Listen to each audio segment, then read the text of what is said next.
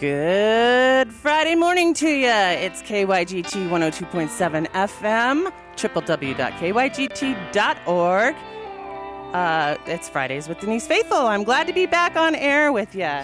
Today I have a really, really special show for you. It's a real treat for me. I'm pleased and honored to be bringing you the life and music of Tommy Bolin. I get the privilege to talk with ex-band members and friends of Tommy via telephone. We'll begin with the voice of rock and roll, Mr. Glenn Hughes, then with Mr. Kenny Passarelli, then Mr. Stanley Sheldon. As you may or may not know, Tommy Bolin was an extremely talented guitar player and songwriter in the late 60s and early 70s. He was a member of many various bands, some of which were Denny and the Triumphs, Patch of Blue, and other bands which formed right here in Colorado. Beginning in 1967, first with American Standard, then Zephyr in 1969 until mid-1970, then the band Energy, 1971 through 73, at which Tommy replaced guitarist Joe Walsh in the James Gang, 1974. He also played briefly with Alphonse Mouzon, 1974. 1975 would prove to be a very creative time period for Tommy, as he played with Moxie and also began work on the famed solo album Teaser, while becoming the lead guitarist for Deep Purple in 76, at which time he formed the Tommy Bolin Band. Tommy's style of guitar playing was obviously influenced by rhythm and blues sounds, but Tommy was unique and so ahead of his time. He was strong and bold. He had a reputation of a silky style guitar and gusty vocals. In some vintage videos, you can see Tommy dancing around with his long colored streaked hair, joyfully on stage, while playing his bold and strong licks on the guitar and providing some unique vocals. Tommy was kicked out of high school in Sioux City, Iowa in 1967 for refusing to cut his long hair. That's when Tommy came to Colorado, and he worked quite a bit in the early part of his career and was managed and promoted by Coloradan Barry Fay of Fayline Productions. So Colorado seemed to hold a special place in Tommy's heart. Tommy played all over Colorado with many of the bands he was part of and often with other musician friends. You can find live recordings on tbolin.com, as well as the history of this amazingly talented man. I'd like to note that in June 1969, Barry Fay held a 3-day pop festival in Denver, Colorado, and had Zephyr on the bill for that Saturday. And filling in on that Sunday for a band that had canceled, this gave them the opportunity to be on the same bill with Led Zeppelin and the Jimi Hendrix Experience.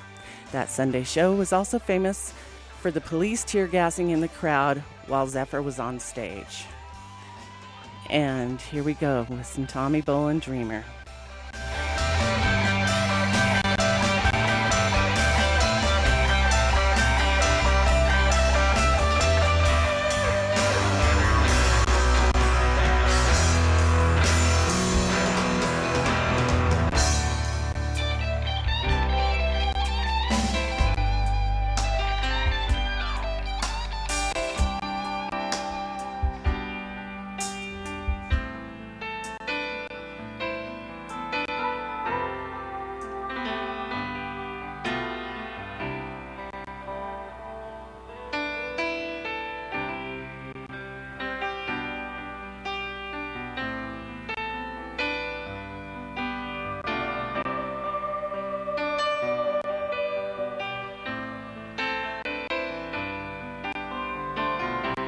You think chains hold you here now, baby, but they don't exist.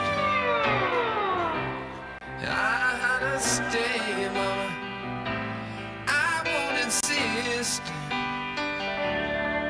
Dreamer, I know what you're thinking. I can't see in your face. Maybe before you were, but now your thoughts are not this way.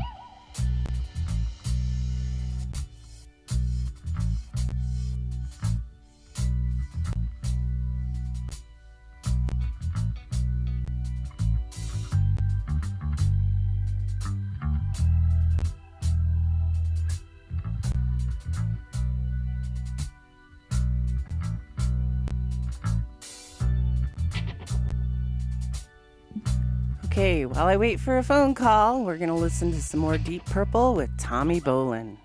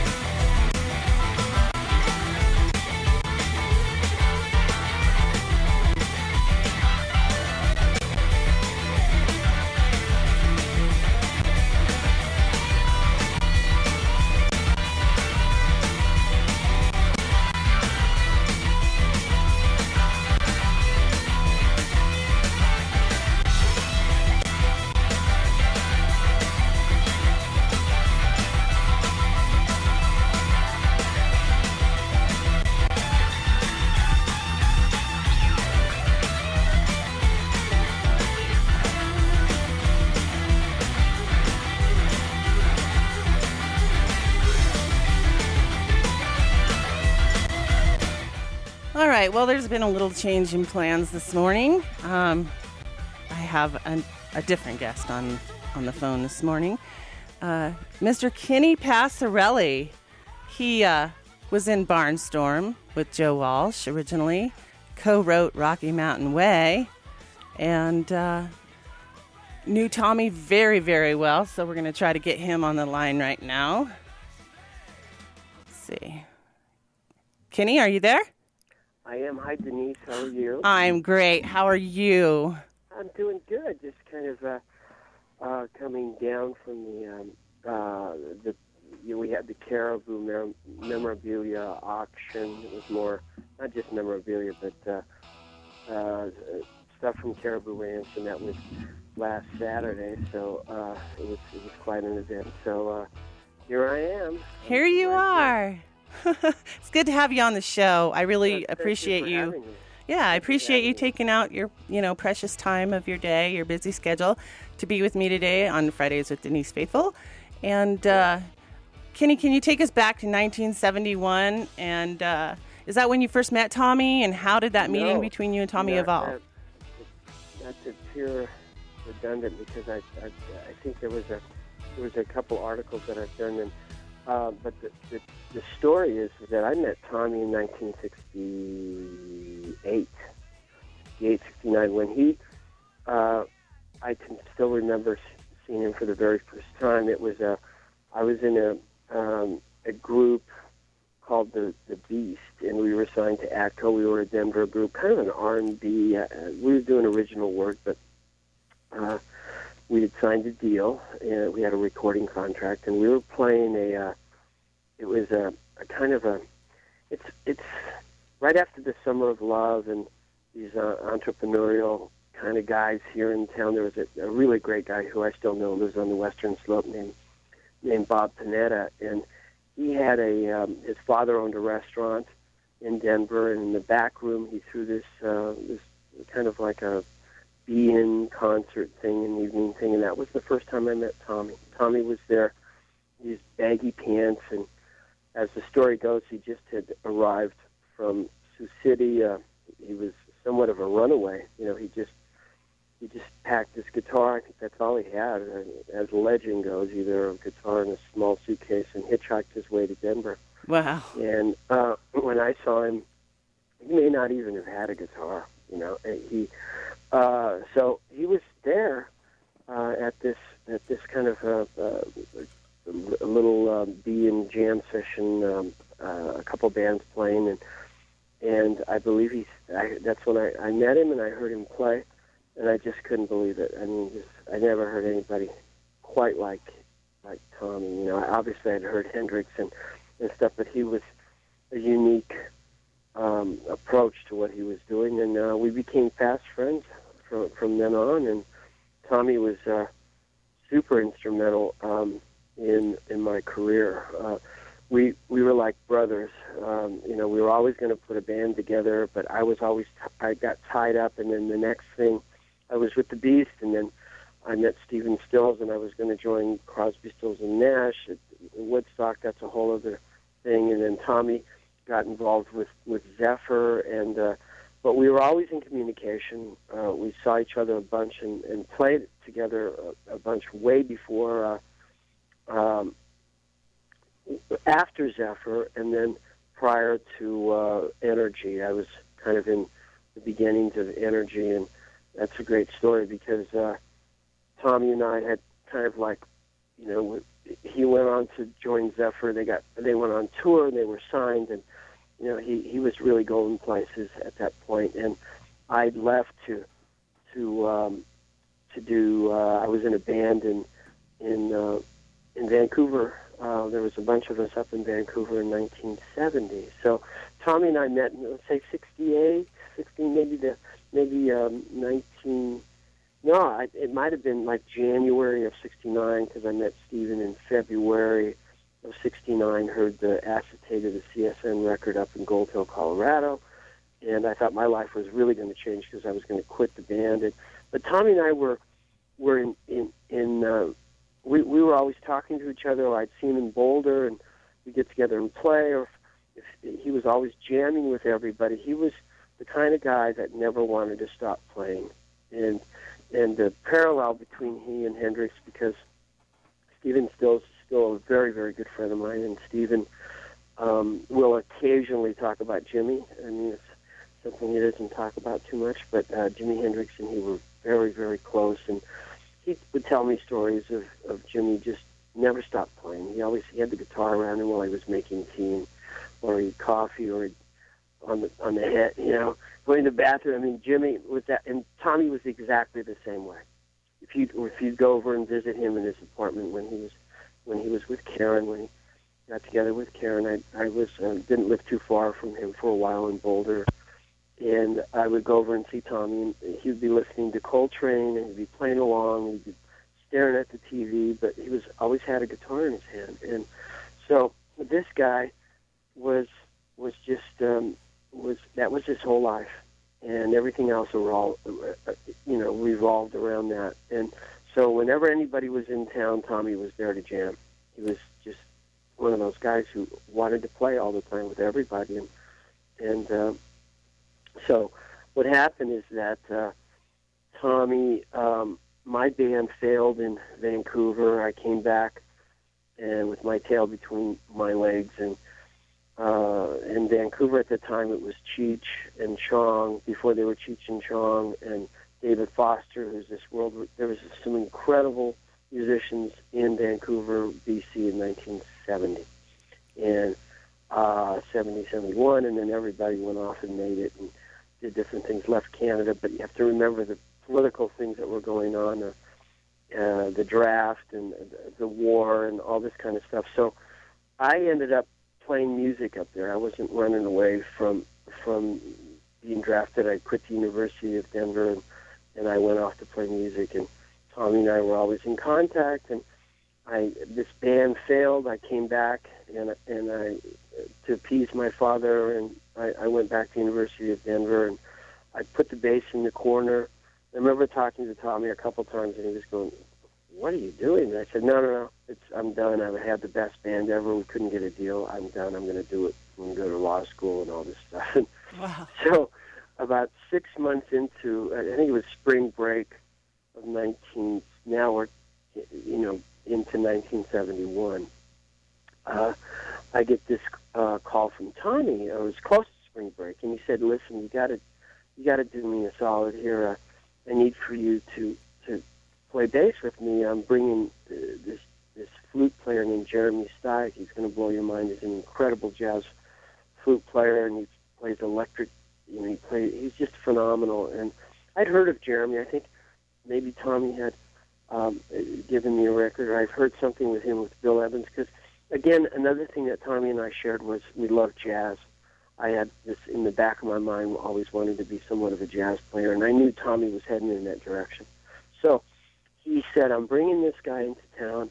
And I said, "Tommy, I haven't played in like 6 months or so." And he says, "It doesn't matter. You got to do this. You got to do this." So he pushed me, and I ended up playing with the beginnings of Energy with Tommy, Bobby Berge on drums, and me on bass, and Jeremy Steig, and Tommy just incredibly playing, just trading off amazing solos. I mean, Jeremy's, he's a bebop guy, and he was in New York, and he was there. He played with Bill Evans, the famous jazz pianist, and so it was a great combination. Tommy was learning from Jeremy, and Jeremy was at the same time was seeking out the energy of Tommy Bolin and a new generation of sound. Jeremy was an amazing visionary. And other than the fact that he came from this illustrious family, his father was William Steig, who was the cartoonist for the New Yorker and wrote Shrek, and then his aunt was Margaret Mead, the anthropologist. So here's this jazz flute, acid-taking, older guy than us. I'm 2 years older than Tommy, 3 years older than Tommy, and Jeremy must have been about 4 or 5 years older than me. So here's this guy coming from the New York jazz scene, big time, knew Miles, knew everybody, into Tommy Bolin scene in Boulder, Colorado, and Tommy had said to me, you're going to be a lousy lawyer. Don't do this. Play music. And he was instrumental in me changing my mind. He and I went to New York together. We played. He said, "Here, you got spring break. Think about it. Come with me to New York." And we stayed in the Village with Jeremy. We slept on his floor. And Tommy, being the vegetarian, Mr. Health guy, was living off of slices of pizza and juice. I mean, he was such a healthy kid in that day and such a happy guy. I mean, if you met Tommy back in those days, he was almost like this innocent, naive in many ways, but virtuoso prodigy, whatever you want to call him. But he had a spirit about him. He was childlike almost in a way. He was so kind and so sweet. And you can kind of see that in the vintage videos on YouTube. Yeah, there was something there that was the Tommy that I knew and loved. And things changed later, okay, as people change. Yeah, that was one of my next questions, but go ahead. Yeah, so we went to New York. We played. It was the Jeremy Steig band or whatever it was, and Jeremy fronted the band, and Tommy's there was playing, with his Echoplexes, and just like right on his way to heading towards where he was going with Spectrum. He was Billy Cobham. He was just in that phase. He was just going to go in that direction, and I was playing electric bass, Fender bass, and Tommy and Jeremy, being so visionary, brought together a new guy who just jumped ship from Czechoslovakia, I think, Jan Hammer, who became very famous later, but he was in the scene there, and this new progressive, the emerging fusion thing that was just starting to happen. And so it was Jan Hammer on Fender Rhodes, Jeremy Steig, Tommy Bolin, Alphonse Mouzon on drums, and then another bass player who was playing upright through a Marshall. So you had me playing kind of a groove, and then you had this Eddie Gomez who played with Bill Evans. And so we opened at the Cafe Agoga for Tony Williams' Lifetime, and that really threw Tommy into another phase. I mean, the two of us were looking at each other, kind of pinching ourselves as Miles Davis came to see us, and mainly he came to see Tony, but he was friends with Jeremy, so he saw Tommy play. Wow. And I wouldn't be surprised if at some point Tommy probably could have played with Miles. There's no doubt. Oh, no. So this scene happened there. It was like really a bizarre dream and happening, and I saw Tommy go in that direction. And but it was a scary scene. A lot of these guys were shooting heroin, and it was the last phase of the bebop scene, and some people were getting healthy, and it was scary. I remember being in the Village there, and I told Tommy, I don't know, man, I think Buster Williams, one of the bass player with Tony Williams, kind of looked at me, and I mean, we were like stoned on acid, and these guys are doing heroin, and they're just trying to pay for their habit, and I wasn't really privy to that kind of environment, and Tommy, I remember this guy came up to me and he says, you really don't belong here, man. And I was going, what? What do you mean? And believe me, I was ready to move. And Tommy and I were just going to set up shop in New York and just get a place and really get into the whole scene. But I got spooked. And I said, uh-oh, this is not good. So I went back, finished, this is again spring break. I finished that year at DU. Tommy went and started, he went back to Boulder, and I said, let's talk about this, but I'm kind of freaked about going back to New York. You need to think about it. But while we were there playing this gig, John Hammond Jr., who was a friend of Jeremy Steig's, came up to me and said, listen, what are you doing this summer? And I said, I don't know, and I'm just going to go back to school, and I'll be free this summer. And he says, why don't you come with me and play the blues? And play the blues for the summer. It'd be really good for you. And I did. And Tommy went off to stayed in, I think that's when he really put together the Energy Group and was in Boulder. I went off, did a summer tour, and I never went back to University of Denver. I ended up back in Vancouver, And to cut this story, to end it with the final thing that Tommy did for me was, I was in Vancouver. Tommy called me and he said, listen, I got to tell you something. I know you're up there working and stuff, but this guy named Joe Walsh has just moved from Ohio with his wife and his baby, and he's living up in Netherlands. And right at this point, Tommy and I were both kind of snobs. I was going, James Gang, who cares, you know? And he says, no, this guy's, he said, Kenny, I jammed with him. He's really great, and you're going to really like him. He's looking for a bass player. And I recommended you. So here's Tommy recommending me to Joe Walsh, and he's going to call you. I gave him your number, and take the call. Well, I took the call, and that was the beginning of my career, which I really attribute to the fact that Tommy was responsible for that. That's awesome. What an awesome story. Oh, wow. Yeah, so can you talk a incredible. little bit? I know this is Tommy Bolin, but can you tell us a little bit about the whole Barnstorm experience and co-writing the Well, song? the Rockin' Barnstorm Mountain Way? experience, and again, it turned its way around. It still would somewhat incorporate Tommy Bolin, because then Joe, I believe, recommended Tommy to take his spot with the James Gang, okay, which is incredible. So here's this thing that happens in Boulder. Tommy pulls me down from Vancouver. All of a sudden, I'm in I didn't know what to expect. I'll be honest with you. Joe called me, and we talked for a bit, and I said I would fly down from Vancouver, and I was in a band I was doing session work because I'm classically trained, and so I could read music. And I started out as a classical trumpet player, so I was in a band that was doing a TV, really experimental type of show called Story Theater, and it was a bunch of people who were out of work actors like Alan Alda and people like this. Before he was in MASH, there was all these people that had come up to do this show because it was cheap to do a television show in Vancouver, which turned out to be that way for the last 25 years or so. It was a little cheaper. So I was in a band that was doing studio work. It was a regular rock and roll band, but they were all like studio musicians, and we were doing this television show. So Tommy knew I was making money, and I was up there doing this, but he also knew I wasn't. He just knew me instinctively about that I wasn't super happy.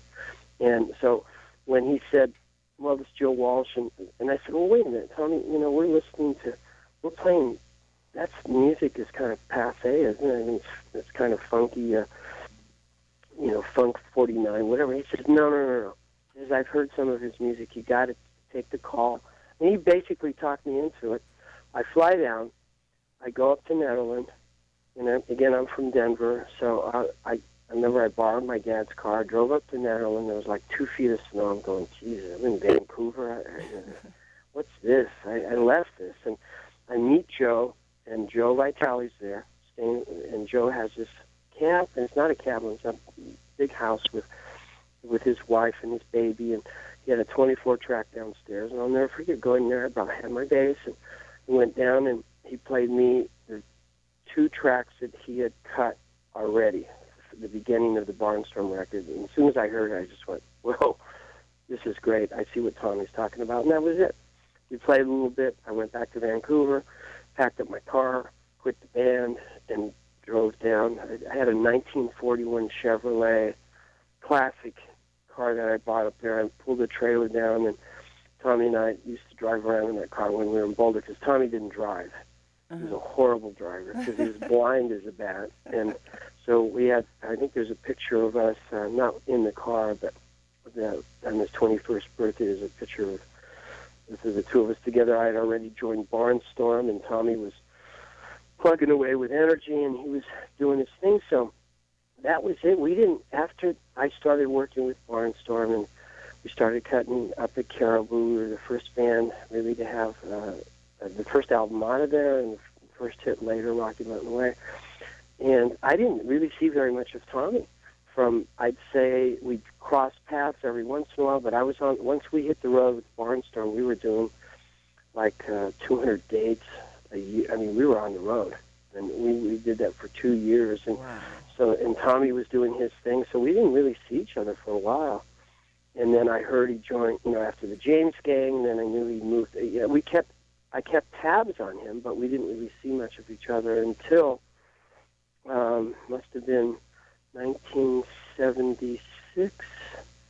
I got a call from Barry Fay, and Tommy had released Private Eyes, and he was solo, and he was, it looked like Tommy was going to be a big star.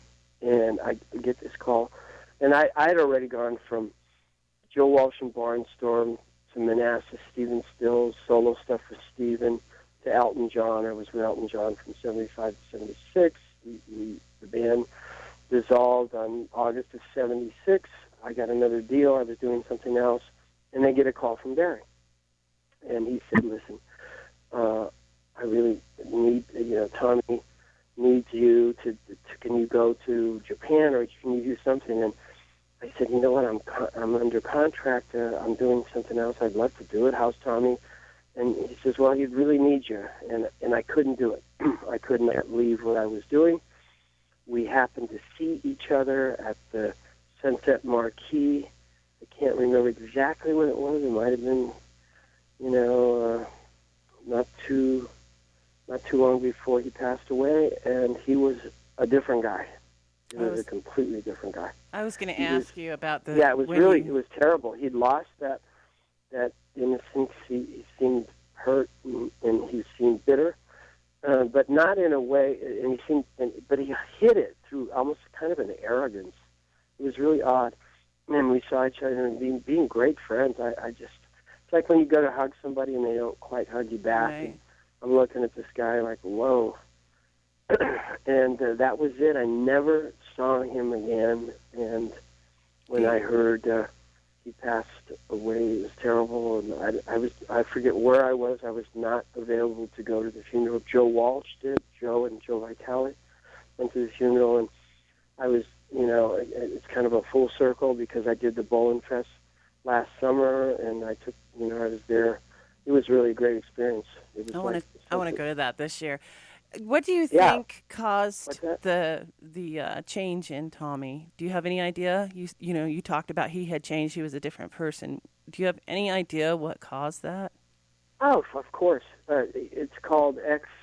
I know that a long, when I first met Tommy, because we hung out a lot, and I knew at some point he'd put a needle in his arm. When everybody was doing meth, early meth, Denver in 66, 67, before they passed the Dangerous Drug Act, was full-blown. It wasn't illegal to do meth in this town. It was like crazy, and then they passed.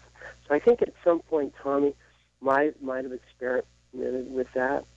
And so by the time I saw him, and I think from what I gather of the information that I found out recently, is that once he got involved with the Deep Purple experience and big bucks and huge amounts of pressure and peer pressure and all this stuff, I think he went back, and the needle wasn't something he was afraid of, and then it turned into something else.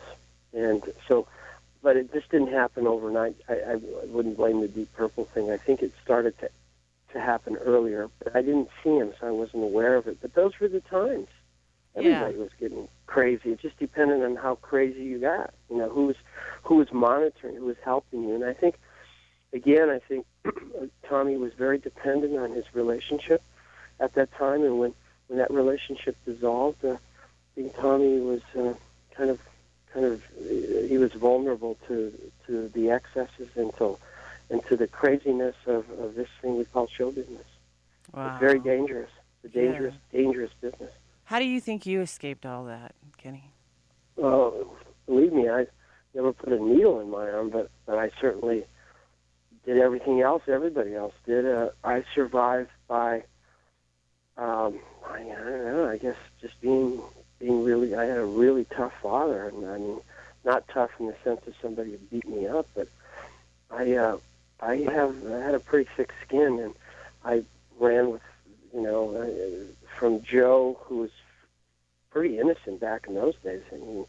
He was, we were just pretty innocent, and then going from there to Stephen Stills, who was incredible, who was not innocent at that time. He was a huge star, and he was fueled, and we were living the high life here. It was private jets and recording at Caribou, and then flying in a jet and recording at Criterion. I was like 23, 24, and so I saw all this. I kind of saw everything, and then going to an Elton John who was really just not really pretty straight guy, but so like it's really a shame because I saw this movie, The Imitation Game, last night, and it reminded me what the whatever it was called, the movie about the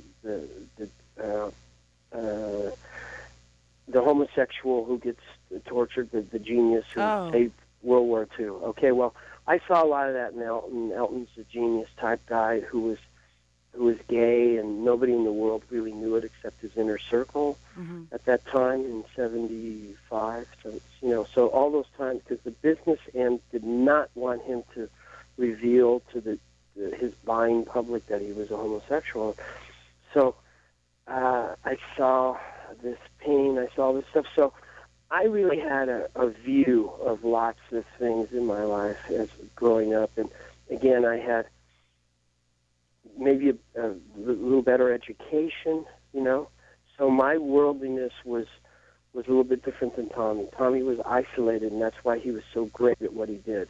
He just had blinders on to the world. His whole thing was, certainly he wanted to be successful, he wanted to be famous, and he wanted to be rich, and all that stuff that goes with that rock star stuff. But really, he was really focused on the music.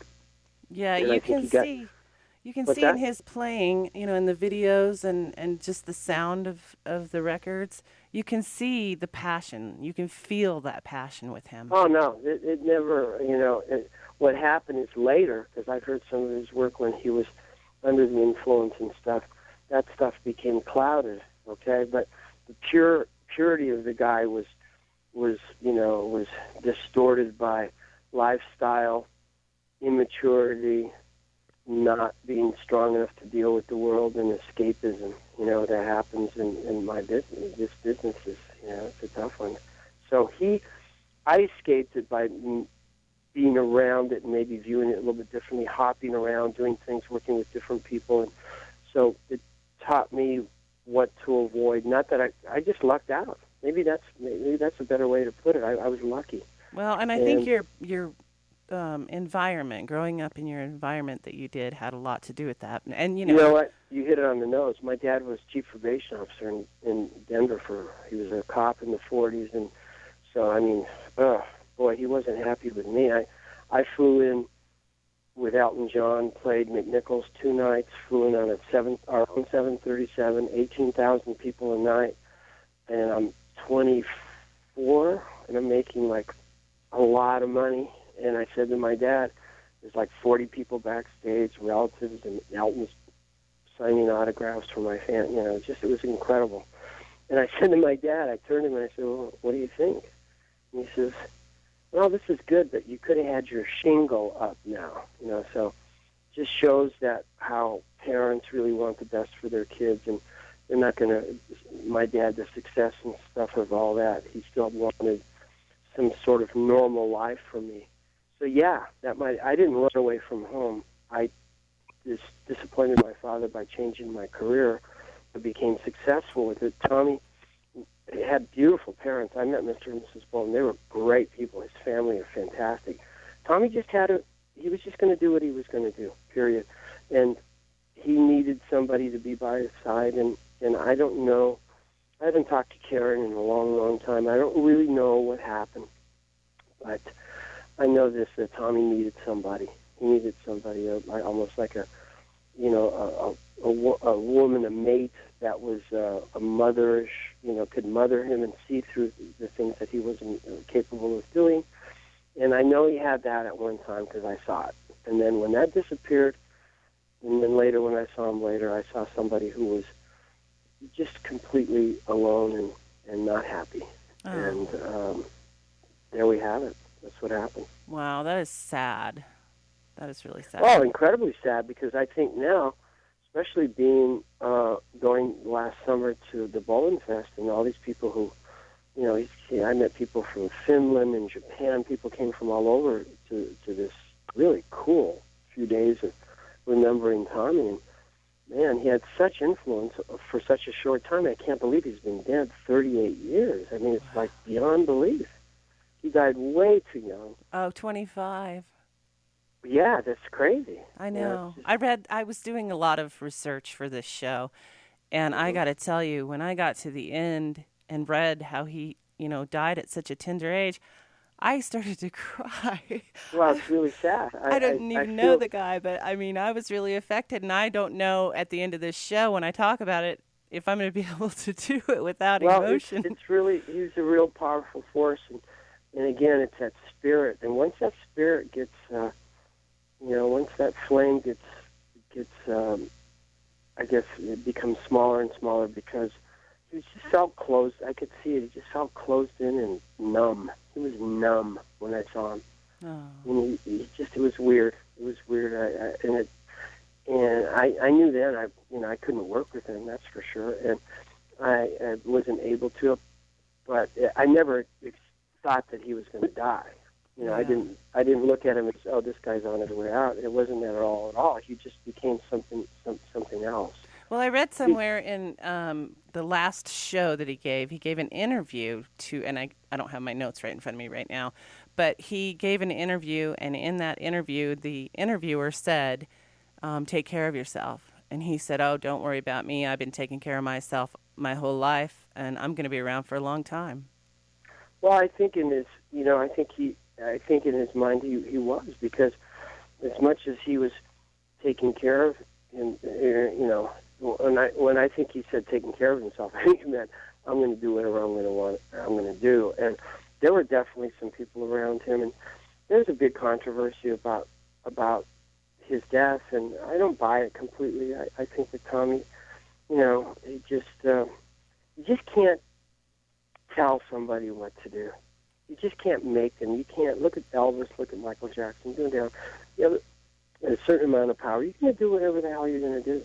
Philip Seymour, here's Philip Seymour Hoffman was like 36 packets of air. Who's going to tell him what to do? The guy's amazing at what he does, and it's an entitlement thing that happens with people. And I think that's what I felt when I saw Tommy. He was numb. He was like arrogant. He was wasted, and it was an entitlement thing, and that's dangerous. Yeah, that is. Believe me, we are not above it all. And you either survive it, something happens, you hit bottom, and you straighten yourself out. Like Joe Walsh is the perfect example. This guy's playing, singing, doing better than he ever did, and he was like buried in the bottle and drugs for 25, 26 years. There wasn't a day he wasn't drunk or stoned for all those years, and he survived. Yeah, he should have died years ago. Yeah, that's amazing. I watched the history of the Eagles, and I've been a Joe Walsh fan. Of him where because Joe and I are still really good friends, and Rick Rosas, God bless his soul, Rick the bass player who died. We were good friends, and Rick was with him a lot, and all the interviews with Howard Stern and this, and to see Joe. Well, I saw him with the Eagles when they were here last, and I'm sorry those guys are, take a break. But Joe, no, as soon as every note he played, everything he sang, and the crowd went insane, and he's just not stopping. He's really got his life together after all this. He's got a great woman on his side. He's a Beatle-in-law. Every time you see McCartney or something, you're going to see Joe, because his Ringo Starr's wife's sister is Joe's wife. Oh, I didn't know Margie. that. Margie, well, she was, anyway, that's the connection, and Joe just never stops. He's just all over the place. He's just always doing stuff. He's working all the time. He's got his confidence back. He's amazing. And, I'm on the last album with the Analog Man. I was fortunate to play with Ringo on that, and cool. And Joe's, I saw him in Denver. It's been a couple of years now when he played this outside venue, Hudson's Gardens or something, whatever it is. Hudson's and Joe was incredible. He's just really on top of it. So there is a perfect example of somebody who was destroying themselves for almost, he destroyed himself for as long as Tommy lived. Wow. He was in the bottle, in the Coke bottle at the same time for 25 years. Wow. And he got out, and he saved him. You know, he got out. He did. He got out just in time. And it didn't, I mean, he still has his brain, and he's playing better. He's playing like the guy I met in 1971. Wow, that's awesome. I'm so happy. I mean, it can be done. You can fix yourself. You just have to want to fix it, or you can be unlucky, and that one magic drink or that one magic shot or that one magic snort, and it's over. Do you think that maybe the fact that Tommy didn't realize he had a problem, or tried to play it off? Do you think that was? Well, I think that most people who have problems don't accept that. They're in denial big time, but it was a lifestyle. It was like, okay, I heard stories of Stevie Ray Vaughan. He'd wake up in the morning, before he got straight. He'd pour a gram of Coke into a tumbler of J&B, like a big shot of alcohol. That's why he had stomach problems, and that's how he woke up. It wasn't like a cup of coffee. He drank a shot with blow in it and wake up, and that's how he started his day. Okay, so this guy, who's going to tell Stevie Ray Vaughan what to do? But he figured it out, and he stopped. And then, unfortunately, being straight and really focused, he had a tragic accident. So I don't know. Wow. I wish I could understand it, but we're all trying to evolve. I mean, Tommy, in his heart, was trying to evolve as a musician, as an artist, and the pressures of being a front man. I mean, Tommy was never a front man. He was a front man as a guitarist, but once he was thrown out there, Tommy wasn't crazy about his voice and all this stuff, and so it's like, again, another Hendrix parallel, whereas then Tommy was, I think that was a tremendous amount of pressure for Tommy to be even the star he always wanted to be. It's like, welcome to the NFL, Yeah. I heard this, I learned this a lot. I learned it from Darryl Hall, I learned it from Fogelberg, all these different guys said, oh yeah, you want to be the singer, writer, and all the focus on you, get ready.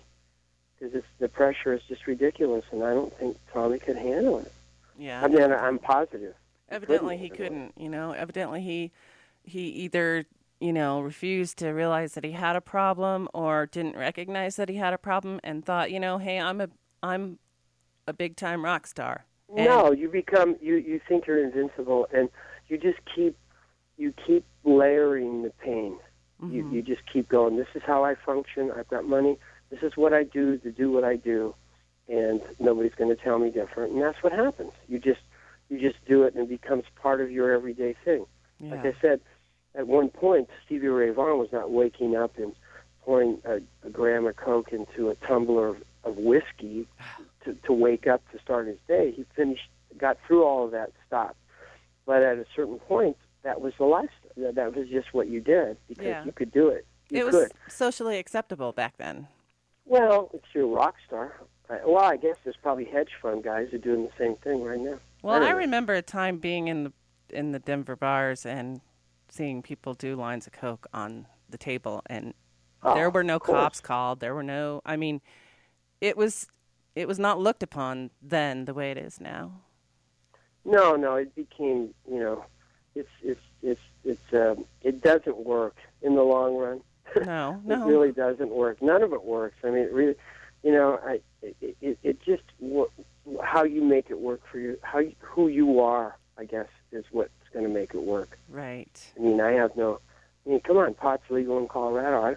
I don't smoke pot because I just don't. But I don't put anybody down for doing it. Yeah, me at too. All. Yeah, I don't smoke it either. I had these friends, whether it's David Crosby, all these guys who became AA guys, and David's a little bit different now, and I think Joe is too, but those guys, God, you couldn't even have a beer in the room around these guys. And, I understood, but I don't buy that. The program has to be an individual thing for yourself. I mean, I drink, but I don't do drugs, and I'm careful about how much I drink, but I I don't have an attitude about what other people do. You can do whatever you want to do. Just don't, don't be bad to other people. Yeah. Within the realm of what you're doing. And if you're going to work, like if I work with an artist or I'm doing something and they're too loaded or whatever it is, when the flag comes down, man, you better be there, because I don't go that way. Yeah. Even when we were crazy, we did our work and we did it. We did it. We just didn't we just weren't too high to play. No way. Yeah. So that's maybe a little bit different, the way I approached and the way I've learned and how I've survived is part of that. Well, I'm glad that you did, because you're such an amazing talent. Well, And thank you. I appreciate that. I want to talk to you a little bit about, some of the other stuff that you've done. Like you mentioned Joe Walsh, and you co-wrote Rocky Mountain Way, correct? Yeah, it was really Joe Walsh, Joe Vitale, and myself. I think there was a credit given to Rod Grace. Joe just kind of did that as some sort of a way. He was playing keyboards with us. Barnstorm was Joe Walsh, Joe Vitale, and Kenny Passarelli, period. Sorry, the other guys. You were hired to play keyboards. And then on the second record, Rock Grace, because he'd been playing keyboards, he basically was part of the group, but he wasn't really the original Barnstorm. And so he wasn't on the track. So the three of us, yes, it was really the three of us did that record. I mean, Joe obviously wrote I'd say 100% of the lyric content came from Joe, but it was the way we were living in Colorado and being up at Caribou and just the lifestyle of and also the politics. The song says "Time to Change the Batter." When we did that live, we were talking about bases are loaded and Casey's at bat. We would say live, Joe would sing "Bases are loaded" and Nixon's at bat. Time to change the batter, and that was an anthem for us. That for Rocky Mountain Way was a political song for us at the time. Joe went to Kent State. He was there when the National Guard killed these kids. He was there, so he didn't forget that. And when the Colorado experience was, the mountains and all the reasons why you live where you live, and the people who are listening to this show live in this incredible environment. I was lucky to be born here. It took me a while to appreciate it. I had to go away to appreciate it. But that's where the Barnstorm thing was, and then from the Barnstorm, Stephen Stills came back into my life. He'd moved after "Love the One You're With." The Manassas record was first recorded in Miami and London, and that's when Stephen was friends with Jimmy. He was living in London at the time, and then he moved back to Boulder or in Rollinsville, and that's when we crossed paths again. And I was offered a job with Manassas, but I couldn't because I was loyal to Joe. We'd been working for 2 years. We had Rocky Mountain Way was somewhat of a hit, and things were really happening. Little did I know that Joe was being persuaded by the Los Angeles crowd to fire the band and become Joe Walsh the superstar, and that was the intentions of Mr. Gaffin and other people. And so I was very close to Joe. And when I got the offer from Stephen to work with Manassas the summer of, I think it must have been the summer of 73 or 74 or 73, I said, no, I can't quit. And he hired Barnstorm to open. We played like Fiddler's Green venues, these open air venues back east, and I did a whole tour with Manassas, but I was in Barnstorm still when we opened the shows. I played with Barnstorm, changed my clothes, and played with Stephen Stills in Manassas, which was an unbelievable experience for me because Chris Hillman was the original group, except for Fuzzy, the bass player, who I replaced. So that gave me a different view about where I wanted to go musically. I ended up leaving Joe, and I went and did the Dan Fogelberg record, and that's when I saw things were starting to fall apart with Barnstorm. Joe decided he wanted to leave his relationship in Boulder and move on to another one in L.A., and I was disheartened by that. He was like a father figure, and I saw this thing going down, the LA seduction, as it were. Oh. And I said, we finished I played on part of the play, and Joe produced the Souvenirs record of Dan Fogelberg, and he and I did it. We didn't hire Joe Vitale to play drums because he was, in his mind, was moving on. He already had a plan. So we did the record, and we were supposed to start the So What record, the third Joe Walsh record, solo record, Barnstorm, whatever.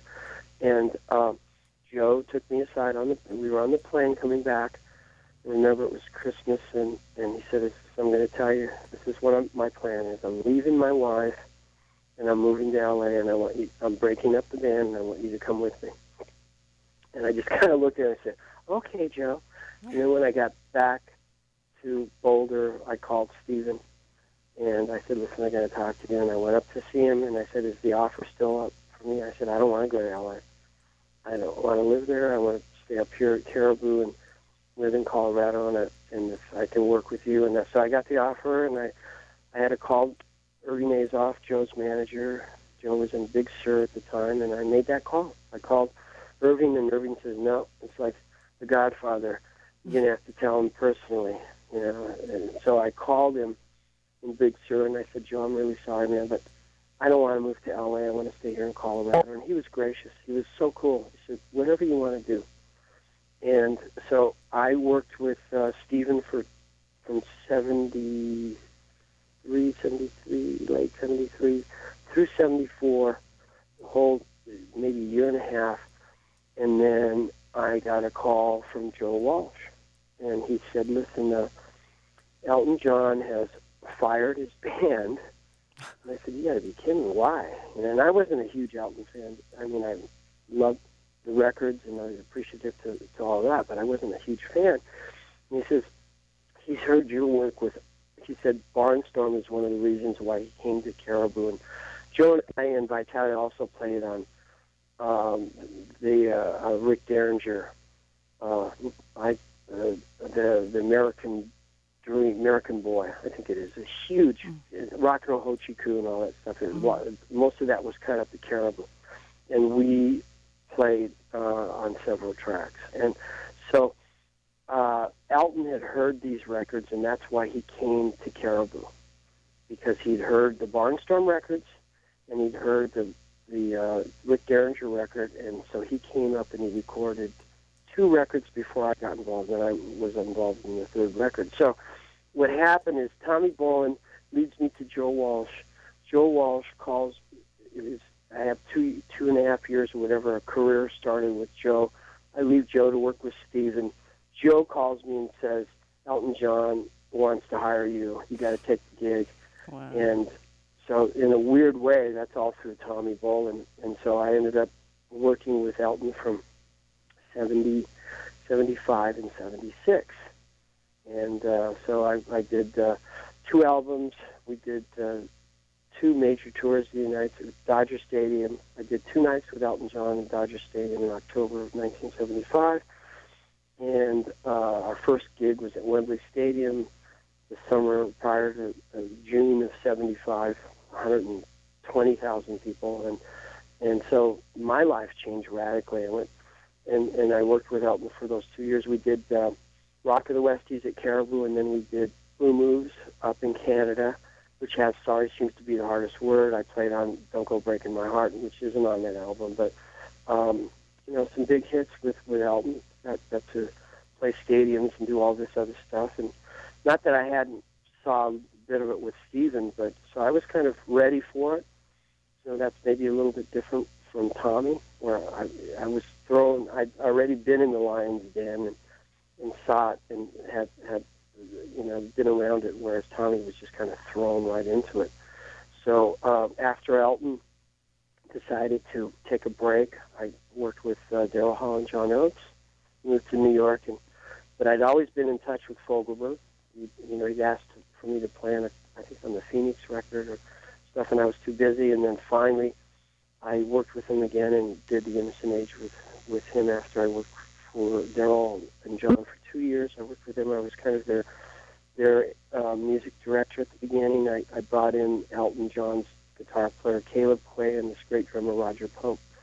And if you ever hear the Lifetime record with Hall & Oates, that's that band, and it was killer. Yeah, it was a killer band. And Daryl and John were at the top of their game, big time. And I worked very closely with both of them. I wrote with John, and I wrote with Daryl. I was living in New York, and I did Daryl's solo record, which is a great record called Sacred Songs, because at that time he wanted to become solo. He was ready to move on, and I was going to maybe work with him. And Robert Fripp produced that record, and Roger and Caleb and I are on that record. It's a great record, but RCA didn't kind of snuffed it because they didn't want the money-making machine of Hall & Oates to break up. So after the Hall & Oates thing, they went through a crisis financially, and I had a house in Colorado. I moved back to Colorado and really started working with Dan, and I worked with Dan in 80, 81. We did The Innocent Age. He had like 4 top 10 singles in that record, and he was huge. We played Madison Square Garden, sold out with Dan Fogelberg. A lot of people don't realize how big this guy was. Wow. And so we did that, and then Dan would take some time off, and I went back to work with, I got an offer to work with Stephen again, and I went to Europe with CSN in 83, and did a couple things with Dan, worked with CSN in the States in 84, and Dan at the same time, and then I said, I'm done. I need to move on and start working on other things, and tired of repeating myself. And so that was that. And I didn't go back on the road with anybody famous until 2007, when I got a call from Stephen Stills, who I still was friends with, and he had a problem. Bass player couldn't finish some dates, so I did 26 dates with Stephen in 2007. I was living in Mexico City at the time, and working. I was writing, and I'd already been producing. I started producing, cut my teeth producing with Otis Taylor, did 5 CDs with Otis Taylor, and so I was heading in a different direction, but I was really concentrating on writing. I'd written a symphonic piece that I performed part of it with the Colorado Symphony, and I went back to my roots of classical music, and really had worked hard playing the piano. I still say I'm a hack, but I can actually play. I've been working really hard playing the piano, so my keyboard skills have improved just like anything else if you practice. So that's awesome. I evolved. It's just kept reinventing myself. I did a project in Spanish, and I'm just keeping the candle burning. Well, that's what keeps you going. That's what keeps your name out there. That's really what it's about. You have to reinvent yourself. So I didn't want to get stuck. But I went back on the road with Stephen. It was fun to be back out there doing that. And then that led me to, once it got out that I was kind of around again, I did Cat Stevens. His name is Yusuf Islam now. He converted. Mm-hmm. And it was a huge feather in my cap, because I really was a huge fan, and I got a call through management of his, and I was still living in Mexico City, and so I did I think he has a recent record out, but I did a record called Road Singer, and I played on, I believe, 4 tracks. I put the rhythm section together in L.A., and got to work with him, and then I actually did the Jay Leno show. Oh, wow. With Yusuf, and so it brought me back into that world, and then I came back in 2009 I felt it was time. I did 5 years there. My ex-wife at the time was a premier dancer with the Ballet Folklorico de Mexico, and I had a young daughter, and kind of dodged it. I said, it's time. Everything's been pretty cool so far. It's an incredible city, but so. And I'd been in contact with James Gershio, who was still like my mentor and big brother, and so we talked about the Caribou thing, and here we are. I mean, Caribou was sold last summer. I know. The brand is still alive. I mean, I'm working with his son, and very close to the family, and we have some ideas. Oh, awesome. Yeah. Awesome. So that leads me to my final question with you today. What are you currently working on, and who are you working on it with, and can we expect to see you in Colorado if you're still doing music? Yeah, you know what? I'm always around. I've really good friends with Rick Lewis and Michael Florax.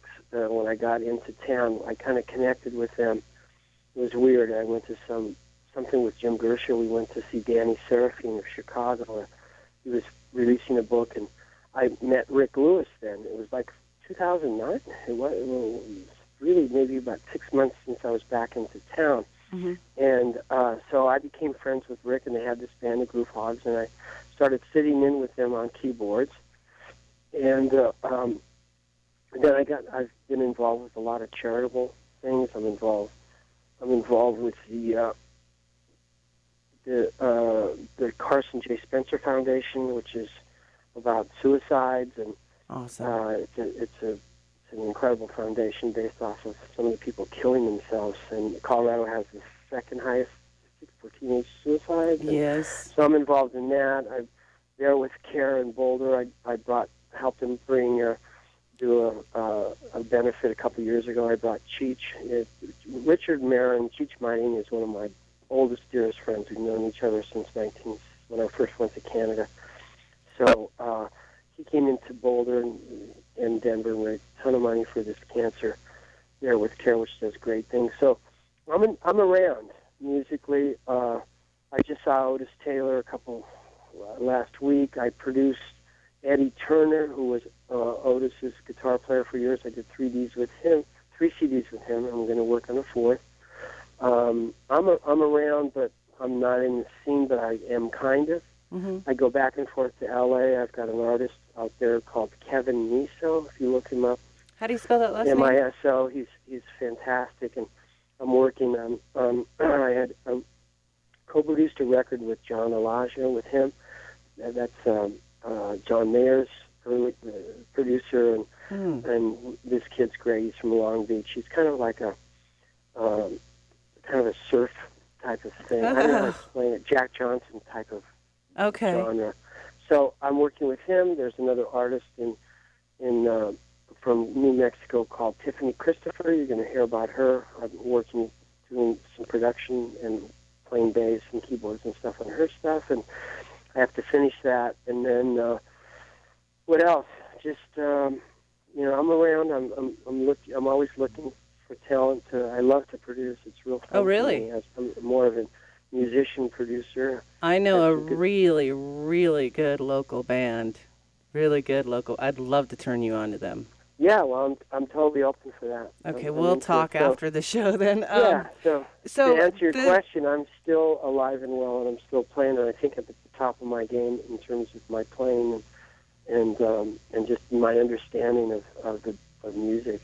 I just want to say that you are an extremely talented individual. I am very fond of you. I'm sorry I didn't get to meet you at the Colorado Rock and Roll Hall of Fame. I really wanted to. I wish you would have come up. I know. I didn't know you were sitting right that close to me. It was a great time, and again, it was great to see all these people and meet new friends. I told John, I got to know I never knew the Nitty Gritty Dirt Band guys. I was never around them, and I was so impressed with their performance. I told Chuck Morris, I saw him on Monday, and I said, listen, tell those guys if they ever need a bass player, I'd go out with them in a second. I was really impressed by them, and Poco were incredible. Oh, I know. It's so great that Timothy B. Schmidt showed up. Poco was incredible. I mean, George, Rusty Young, all those guys, they killed it. Richie Fury is a very good friend of mine. Oh, I know. Gosh, it was so good. And then Firefall with Jock, and everybody was great. It was a real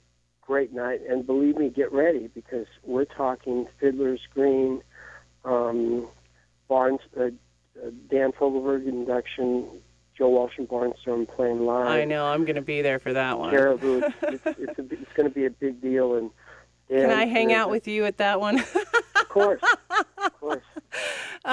So the suicide intervention, or suicide, charity that you're involved with?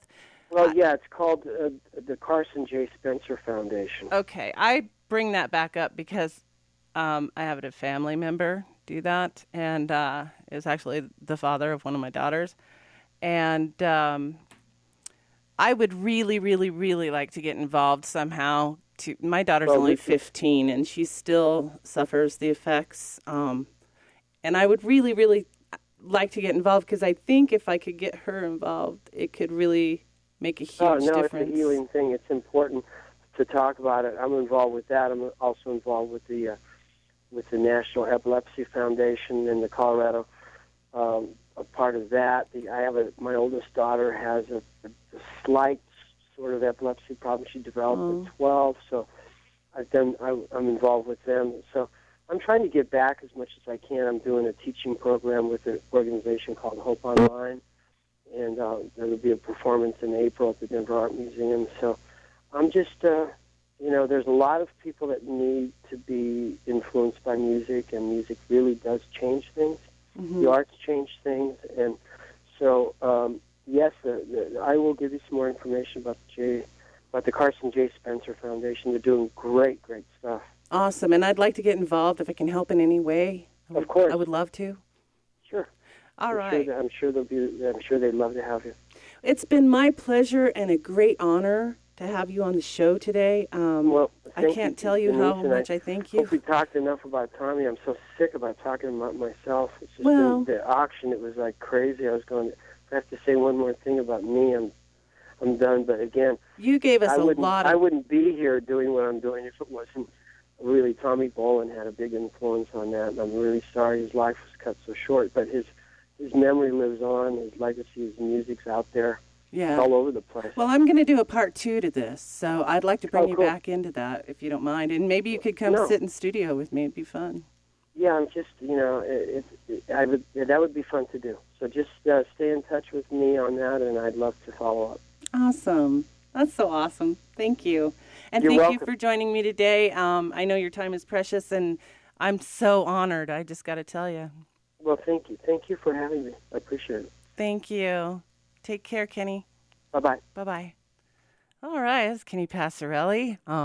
He's from Denver originally, and he is an awesome bass player. If you aren't familiar with who he is, you need to check him out because he's amazing. You can go to kennypassarelli.com and check him out. And we're going to get back to some more music here momentarily. I'm going to try to get someone else on the line. Really, really huge Tommy connection. So stay with me here.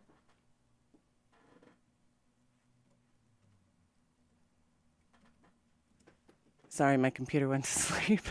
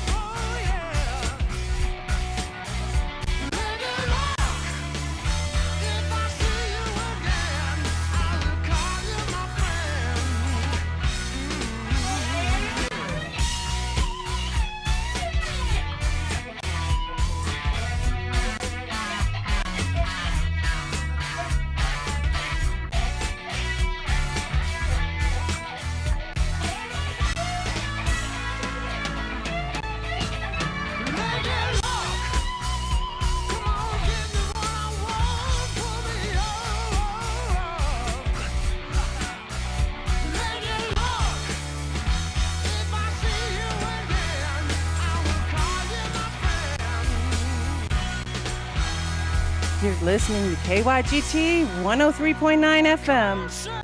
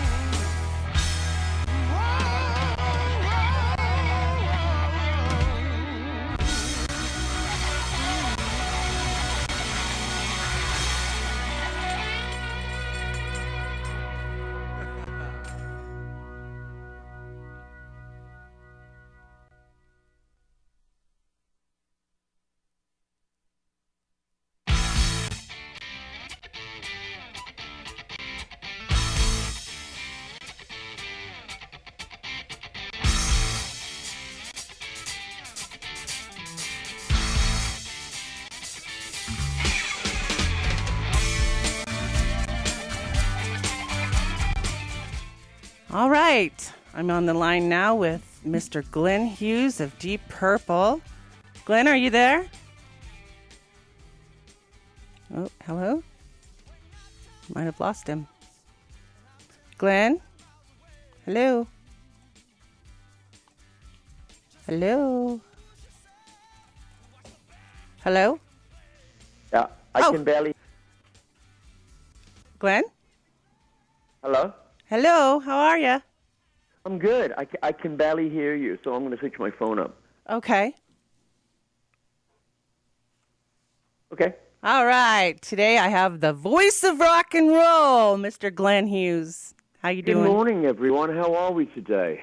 Well, I hope we're doing good. From what I see online, they're really, really excited about you. Well, you know, if we're going to talk about Tommy Bolin, which I do every day, let's keep this a really good, uplifting, spiritual progression message about how love can conquer all and how a man who created so much in a short space of time is still being talked about in very, very good circles around our planet.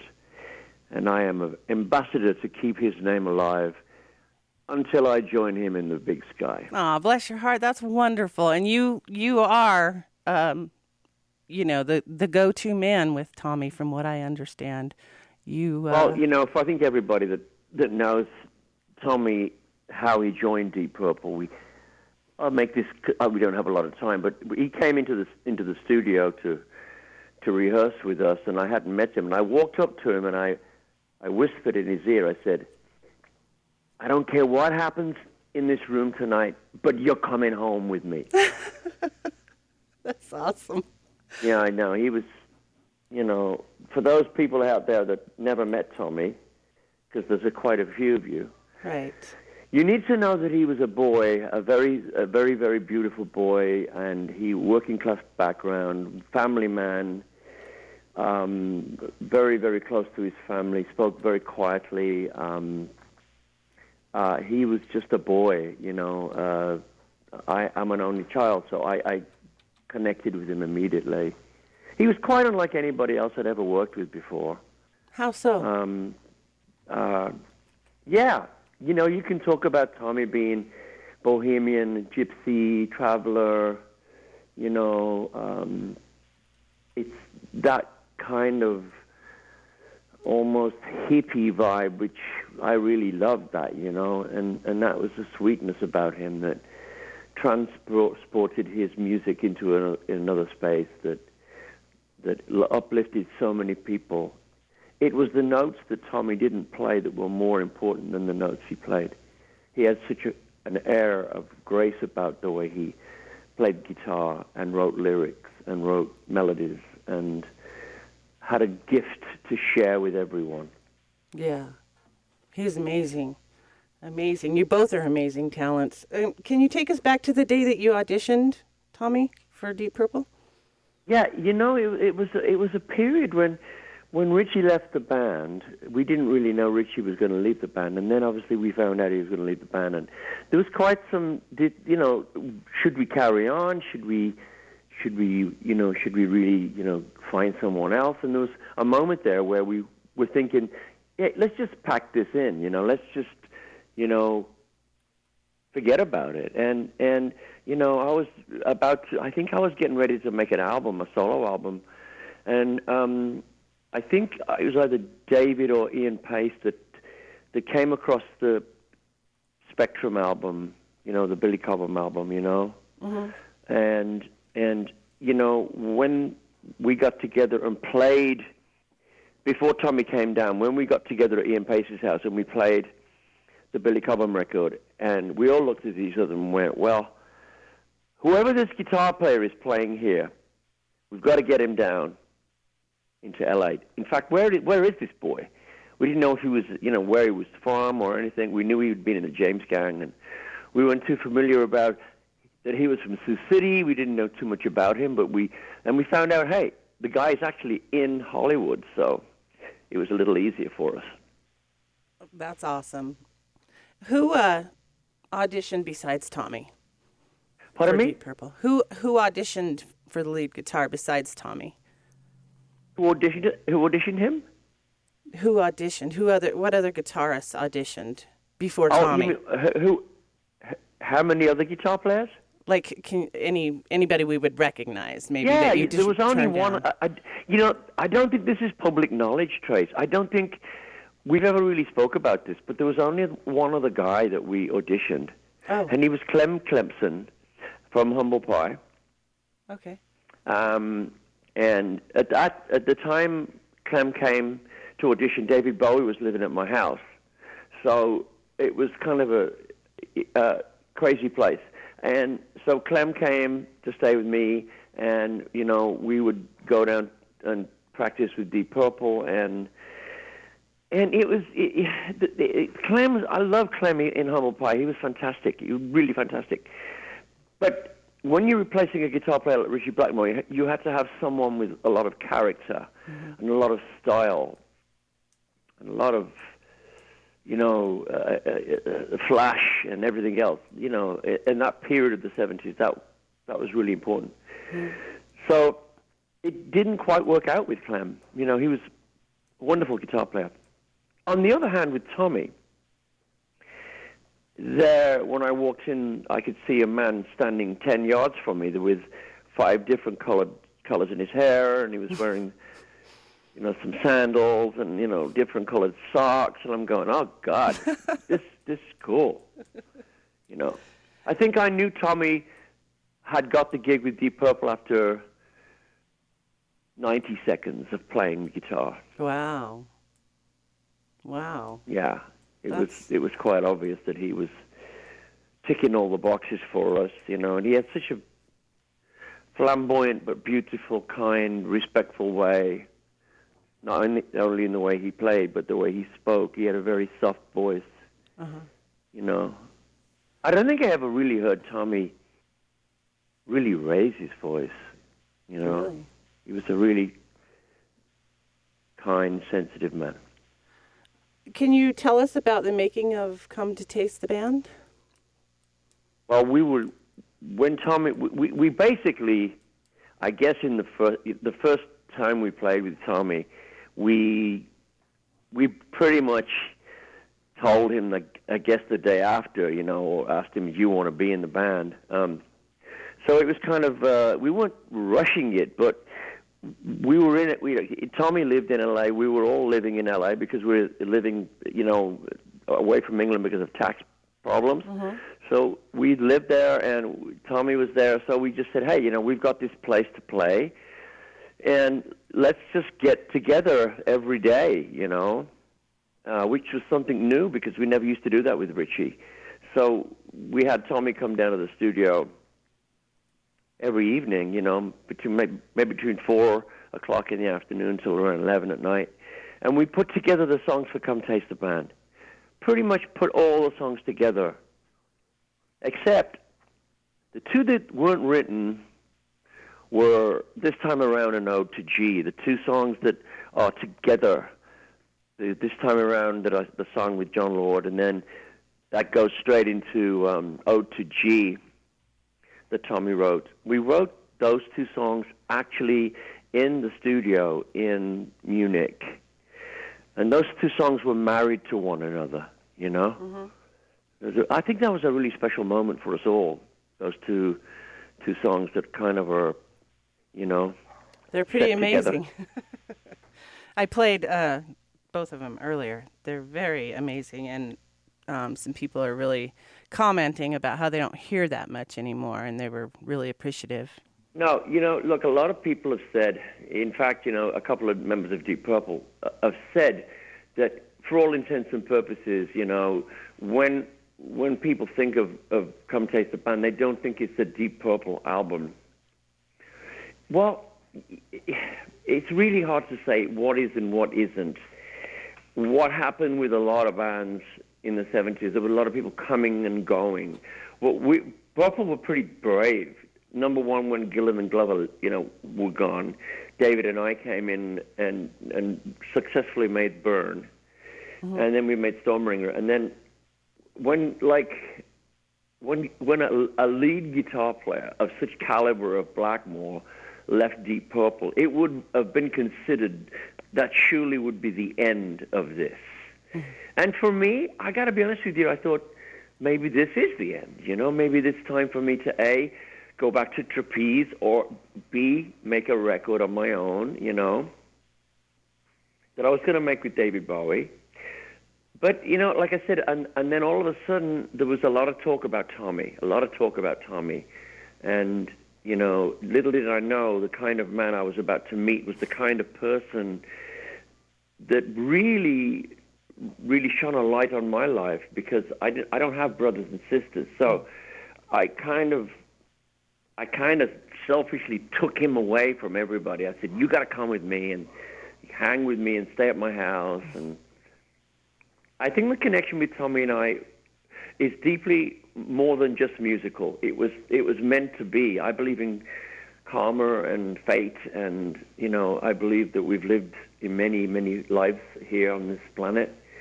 And I believe that Tommy and I have been maybe walking the same streets for 1,000 years, you know, and the time we were together was just another episode in one of our lives, you know. Mm-hmm. That's the way I like to think about it. Well, that's a cool way to think about it.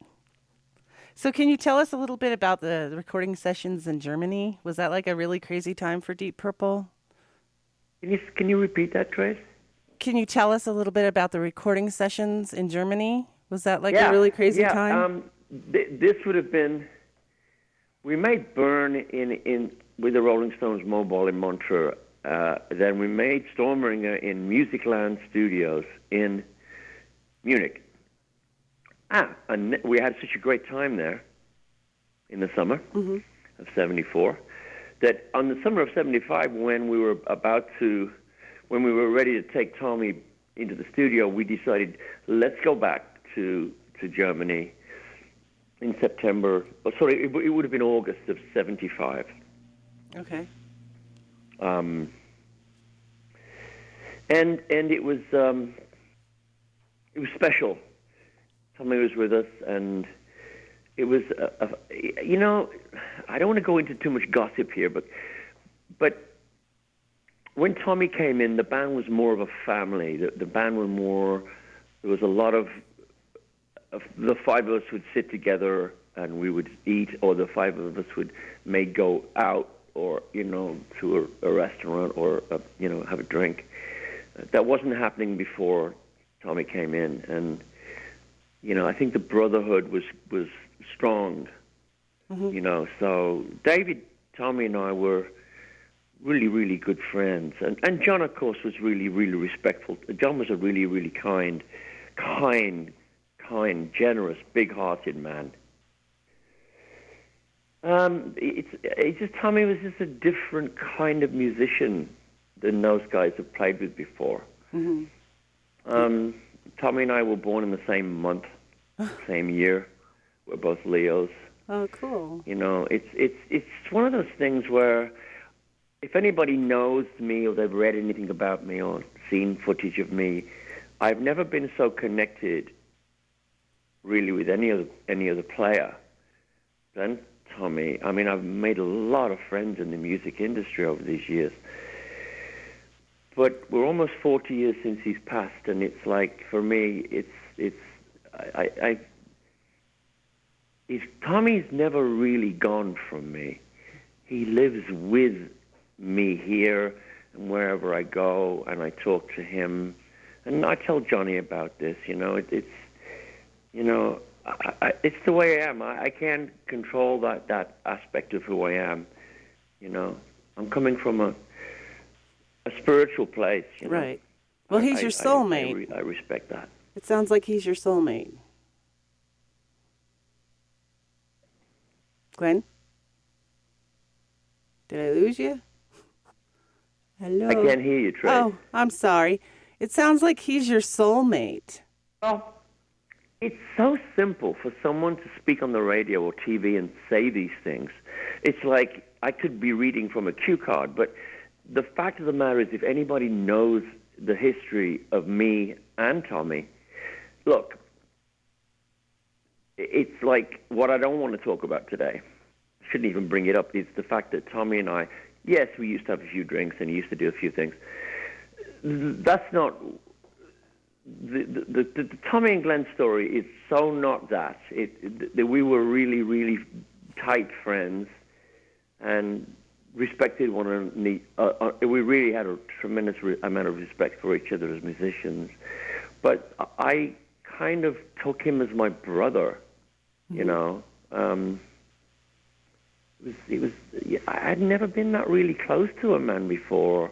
It was kind of different. Because, without saying too much about British people, the typical British person isn't so huggy and touchy as loving-feely as that. So I'm pretty much, I'm huggy, and he was too. So probably that was important for me. So, and I respected that, and we respected each other. Can you tell us some special moments maybe that really no one really has heard before that you have with Tommy, recording studio or on stage, or is there anything that you can share with us that maybe we don't already know? He and I, over the course of the time Tommy's first gig with us was in Hawaii.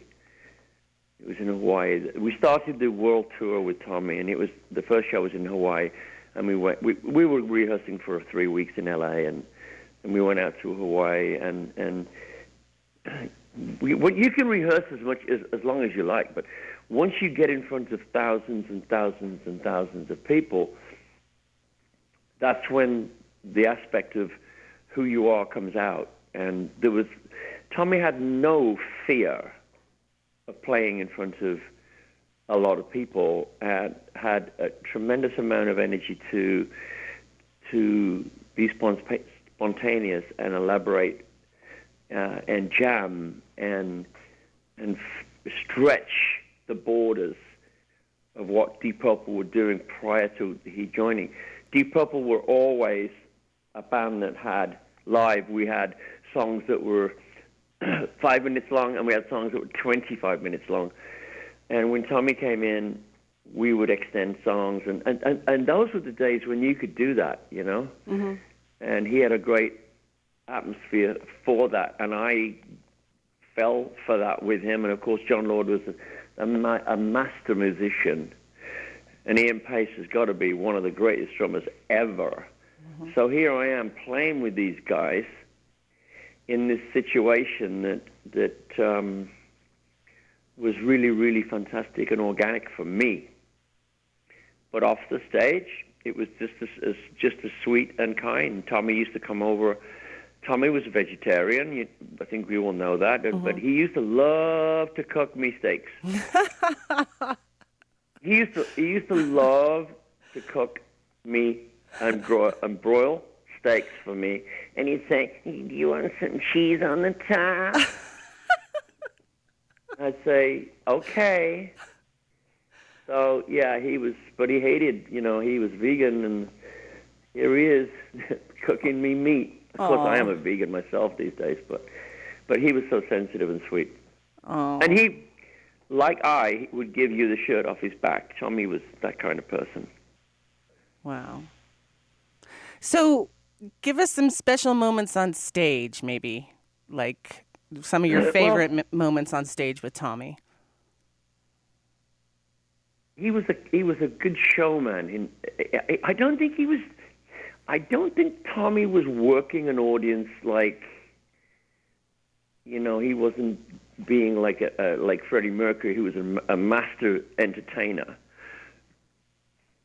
Tommy was just free on stage, free spirit, and would use his echoplex remarkably well. No one was doing that. But he had, you know, I don't think many people know that, but Tommy had really bad vision. I mean, he really couldn't see more than 4 or 5 feet, you know, and he had no glasses, and he would bump into he would bump into us on stage. Yeah, I'm going to tell you something that is funny. It's not. I'm not saying anything bad here. Okay. We're playing Wembley Stadium in England. We're playing there for 2 shows, and they're both sold out. It's a huge venue in England. It's the premier venue in England. Mm-hmm. It's the second show, and the first song is Burn. And the lights are low, and the dry ice is on the stage. And our technicians must have put so much dry ice on stage that we open with this huge big D chord. It's like blah, blah, blah, blah, and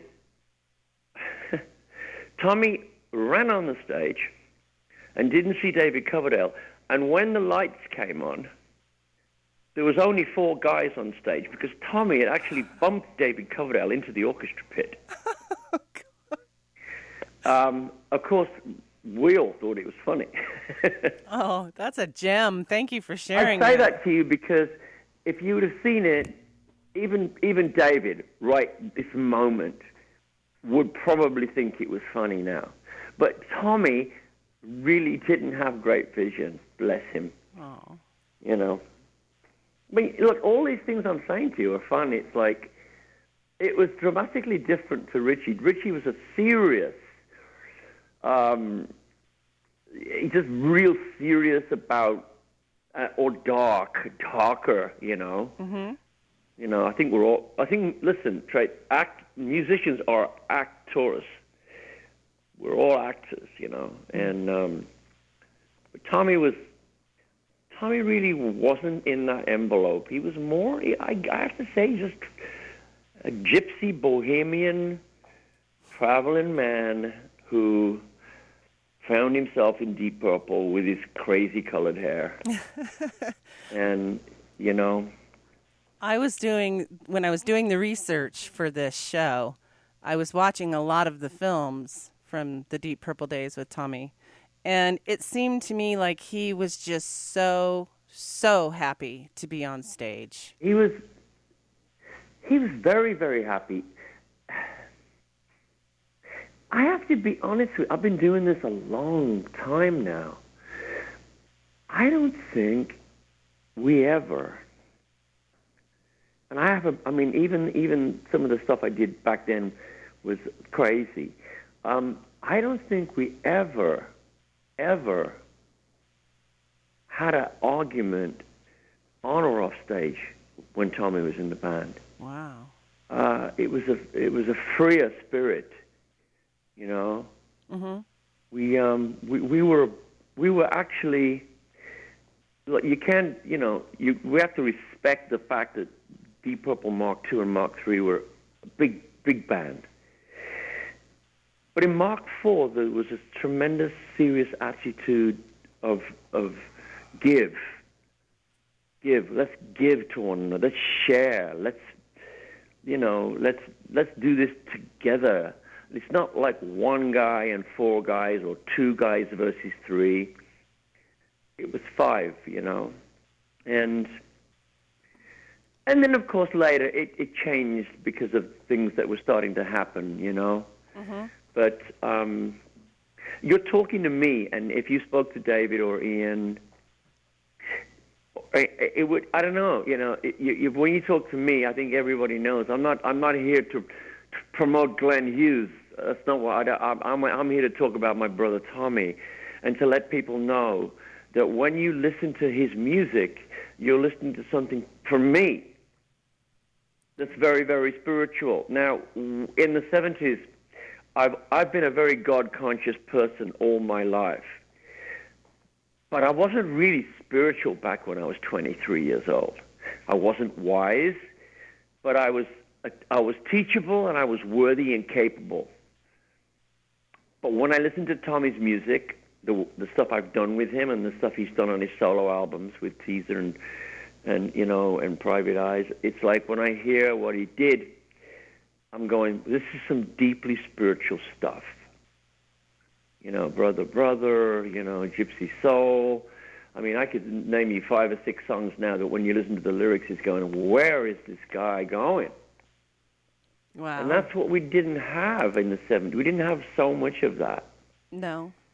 And when people say to me, hey, man, that Come Taste the Band wasn't Deep Purple. Yes, it was. Could we have changed the name of the band? Absolutely. Well, why didn't we? Nobody forced us into calling it Deep Purple. Warner Brothers Records didn't care. We just kept the name going, It wasn't anything that was the wrong thing to do. Whether it doesn't sound like Mark III, well, I say hats off to that. We didn't want to have a Ritchie Blackmore copycat. Right. No, I think that was, in my opinion, the best version. I mean, I love Tommy Bolin, and don't get me wrong, I love Ritchie Blackmore, but I just think that there was a connection between the band members, like you were talking about earlier. I could see it in the videos. Those vintage videos, there was this connection between you guys that just was so strong and so amazing. No, it was... I have only good things to say about my entire time from the day I stepped on stage with Mark III until the day I stepped off stage with Mark IV.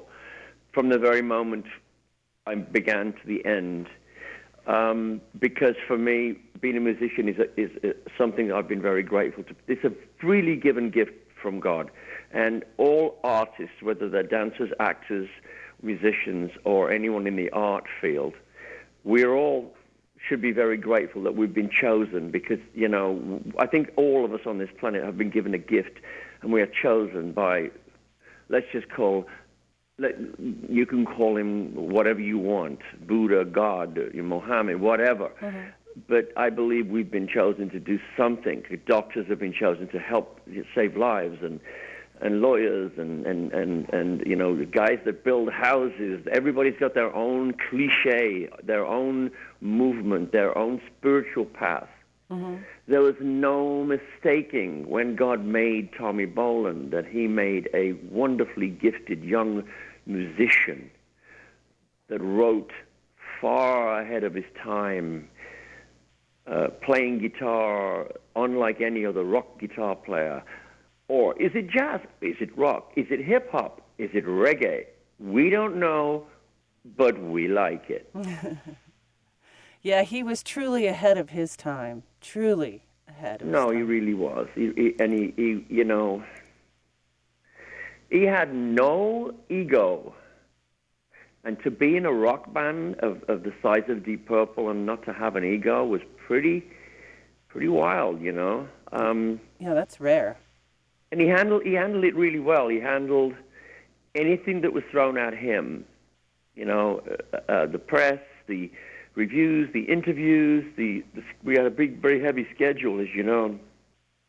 Traveled quite a lot, and we had some strange things happen to us, as you know, on the road. And a couple of our guys got killed, and Tommy and I were around a lot of things that were dangerous, other than what you've read about Tommy and I. There was other things going on that was spiraling out of control, and these things happen in life. And we got to remember that Tommy was given to us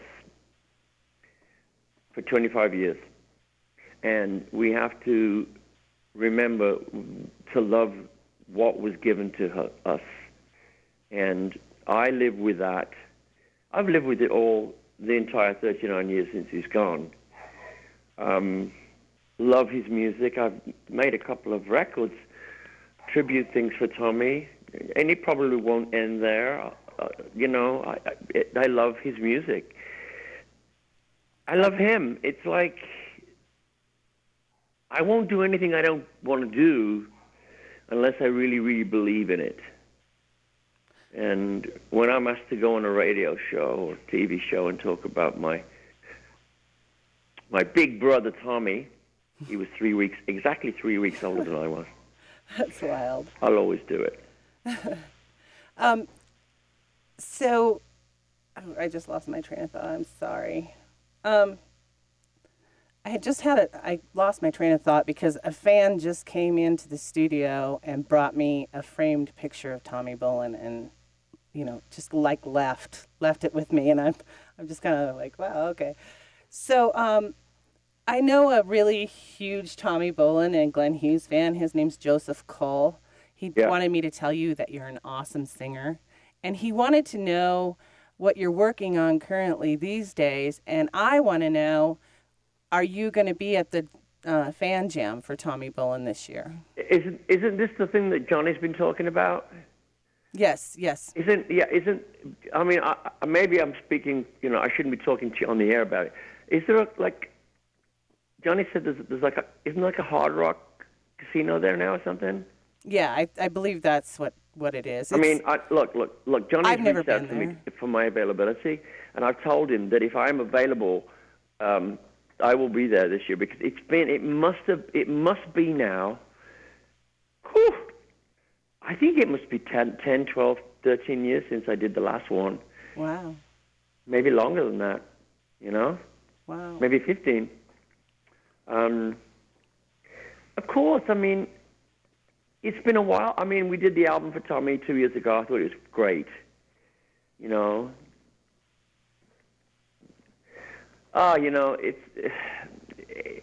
I love him, and I love Johnny, dearly love Johnny. And so happy for Johnny. So happy for Johnny.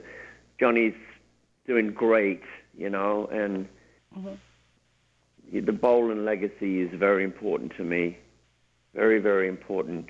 So to answer your question, it would be very, very likely that I will be there this year unless I absolutely can't be because of things that have been booked, But what am I working on right now? I'm working on 2 or 3 things. I'm working on a film. Really? Which Tommy will be in the film. Oh, nice. It's another. It's. I can't really speak too much about it, but it's a Mark IV. It's a Deep Purple Mark IV kind of film. So, but it's a lot in the movie that no one really knows about. So I can't really speak too much. But it's going to be interesting for Tommy fans and Glenn fans because it centers around more of the Tommy-Glenn relationship. And I'm working on 2 projects at the moment. One, a band. I'm working on a new band, and another thing.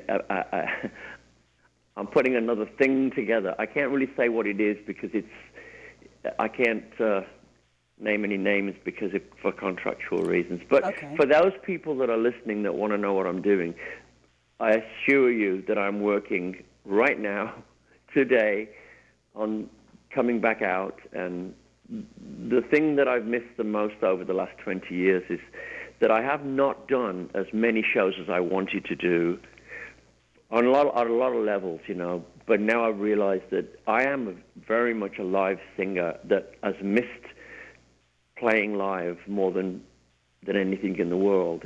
I know in my heart that I am here to sing and play and have new management, new people, new team, new everybody. Everything in my life is changing rapidly.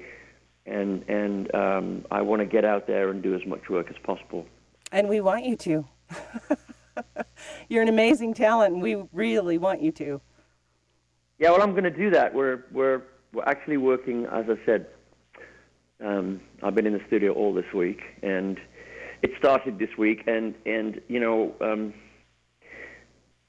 it's my life is there's many different aspects of my life that I live. I'm very, very grateful to have been given the gift to write and sing music, and I have a great wife and family and friends, and I'm really inclined to talk and connect with fans on the internet, and I'm very very cool with that.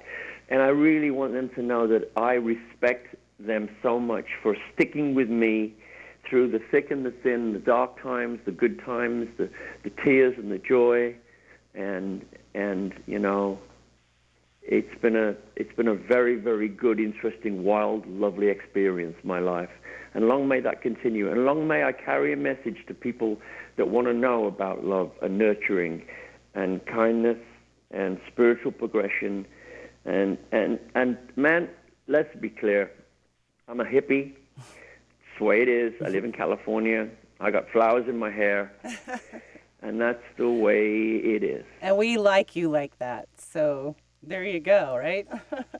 Well, Glenn, it's been an honor and a pleasure having you on today. I'm considering doing a part 2 to this life and music of Tommy Bolin. And if you don't mind. But I think we should do a part 2. Okay. But if we do a part 2, let's wait till I come down there and we'll do it live. Oh, that would be awesome. Oh, my word. That'd be great. Because we're not, hey, it's February right now. I mean, summer's coming up, so I am really, I'm talking to Johnny about this thing, and I'm presuming it's going to be in August around Tommy's birthday. So I'm looking at that and I'm going, this is a possibility. Oh, great. Yeah, I'd love to, have you come in, or maybe if I go to the fan jam and you're there, we can do some kind of a part 2 there. Whatever, I'm open. Yeah, I think it's doable. Awesome. Well, thank you so much for joining me today. And I want to say hi to all my fans and all Tommy's fans out there. Yeah. If you're a Tommy fan, you know that I love you because you love him. And if you're a Glenn fan, thank you for checking in. You know I love you, and I am here for you 100% on all my internet sites. And God bless everyone that is listening to this, and carry the message of love, and carry the message that Tommy Bolin is still within our hearts. Yes, it is. And do you want to share your website information with us real quickly? Oh, it's gh.com. My Twitter is Glenn_Hughes, GLENN_Hughes. My Instagram is Glenn Hughes Online. It's glenhughes.com on the internet. And, it's never really been one to self-promote that stuff, but let's face it, Trace, the internet is the way forward, and there's more coming, It's... We have to grasp it and indulge in these things, because there's a lot of new fans out there that a lot don't even know, so much about me, but then they get to know me from my new music, and then they go back and listen to me and Tommy. So I think it's important I got a lot of young fans all over the world. I mean, teenagers into the mid-20s, and of course my old fans who have been with me forever, who have stood by me and hear me talking about Tommy for the last 40 years. Well, and you have those young and older fans because, just like Tommy, amazing talent. I mean, you are the voice of rock and roll. You are. Yeah. And you guys are so talented, and I'm just so honored to have had you on the show. You're welcome. It's been a pleasure to speak to you. Thank you so much, and I'll get in contact with you soon about a part 2. Let's do it. Let's do it. Thank you so much, Glenn. You're welcome. Have a great day, everybody, and God bless you all. God bless you, too. Thank you, sweetheart. Thank Bye-bye. you. Bye-bye. All right, there you go. Mr. Glenn Hughes, the voice of rock and roll. That was a pleasure. I hope you guys are enjoying the show. I know I haven't played much music today, and I haven't done my station IDs like I'm supposed to, so you are listening to KYGT 102.7 or 103.9 on your FM dial, www.kygt.org or www.clearcreekradio.com. I'm going to play a song here and while I try to get another guest on the show, so bear with me.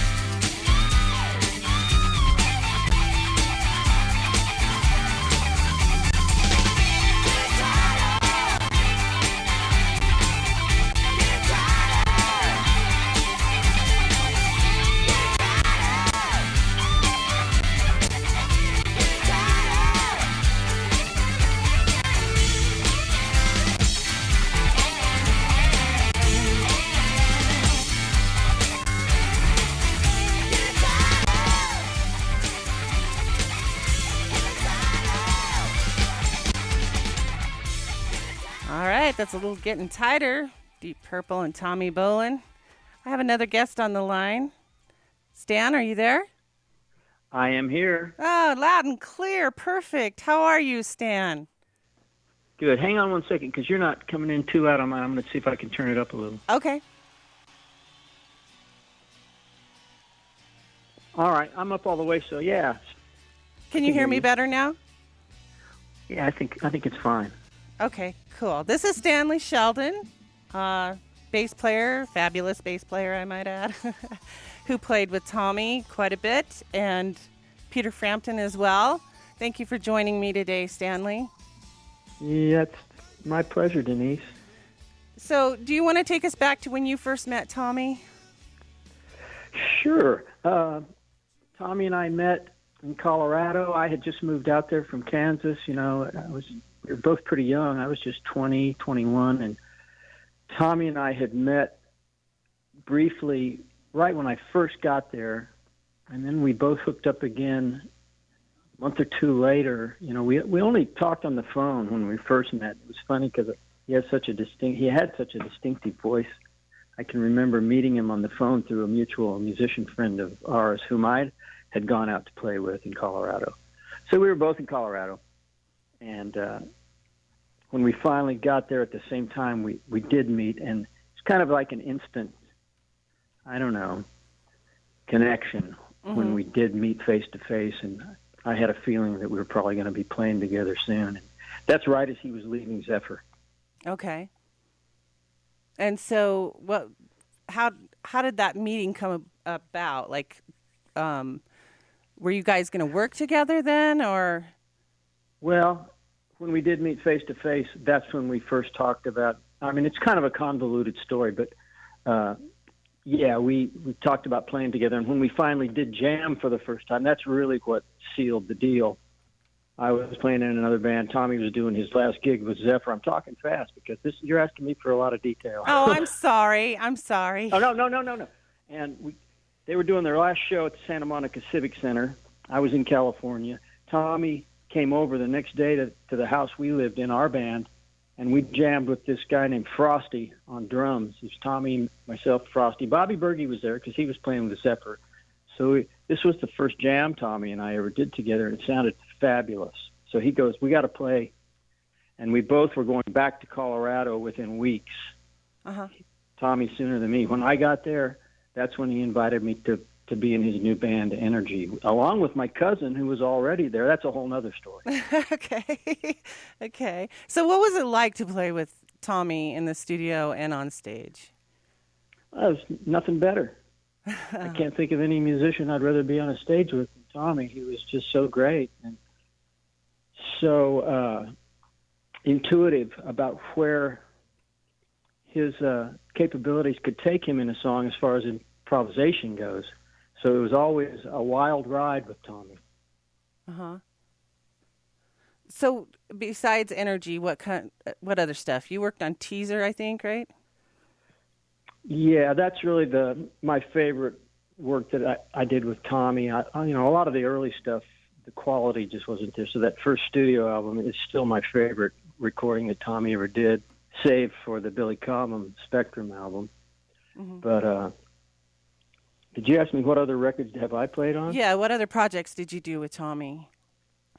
Well, all the Energy stuff, our first band together. And then Teaser. And then after that, Tommy and I had just moved out to California together right before Teaser was being recorded. And we were looking for a singer. So we moved out there together with our girlfriends, soon to be wives. And shortly thereafter, within about a week, I had an audition with Frampton, and Tommy got an audition with Deep Purple about 2 weeks after that. Okay. All right. We were never able to reconnect before he OD'd. Oh, I'm sorry about that. Yeah, it's sad. But, he left a great legacy, and I only have positive memories about Tommy. Good. That's awesome.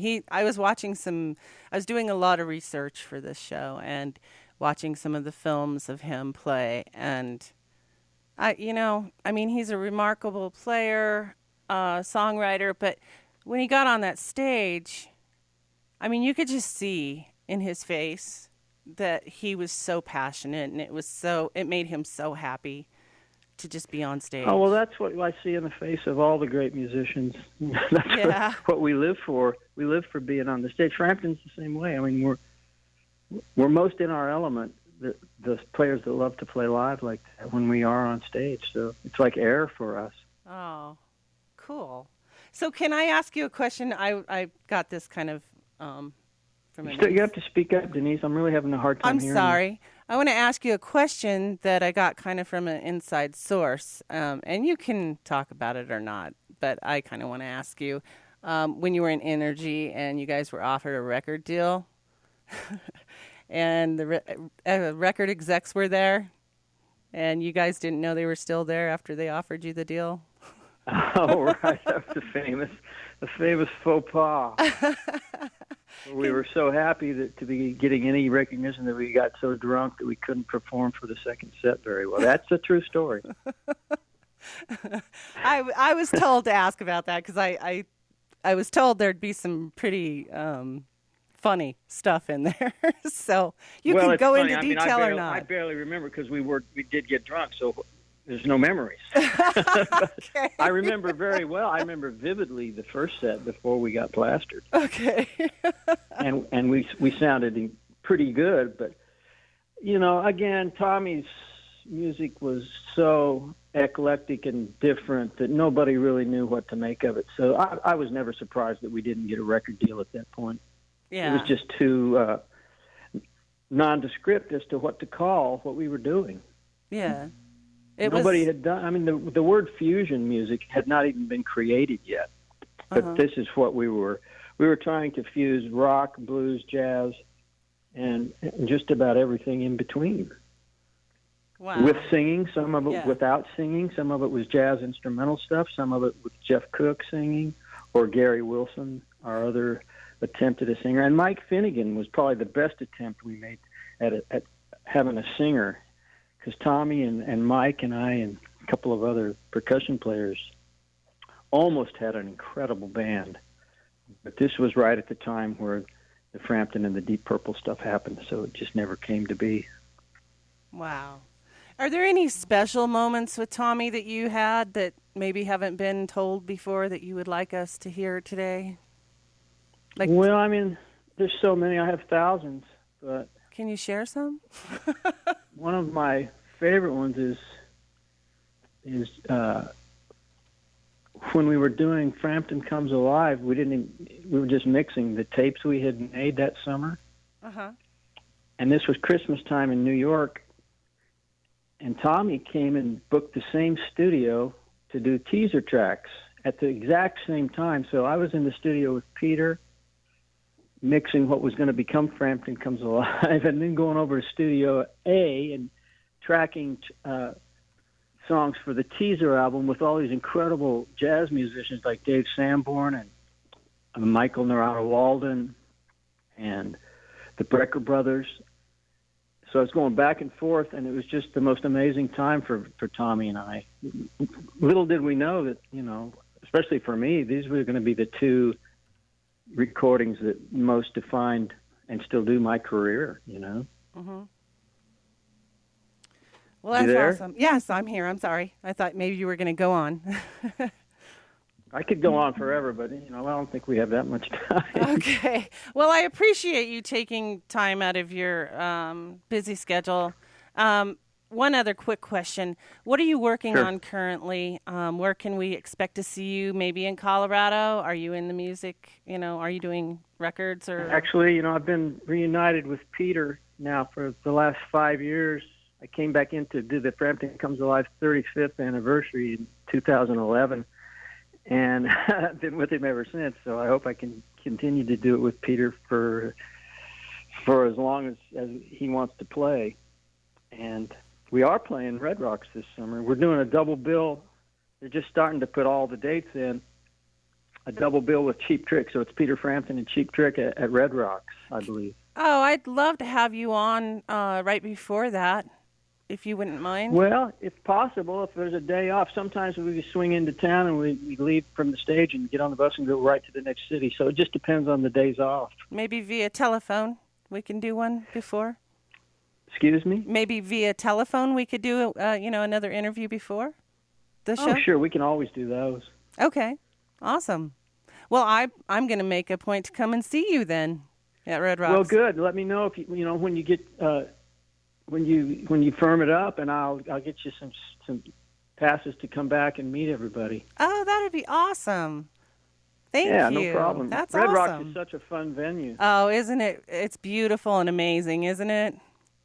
I played it for the first time last summer. We were doing Frampton's Guitar Circus with B.B. King. Oh, so that was special, too. Yeah. Oh. BB's not doing really well right now. Oh, he's not? I'm glad we got to play with him when we did. Yeah. Oh, he's amazing, too. He's really amazing. Yeah, he's not in the best of health right now. Oh, well, I'll remember him in my prayers. And I'm sure everybody listening will.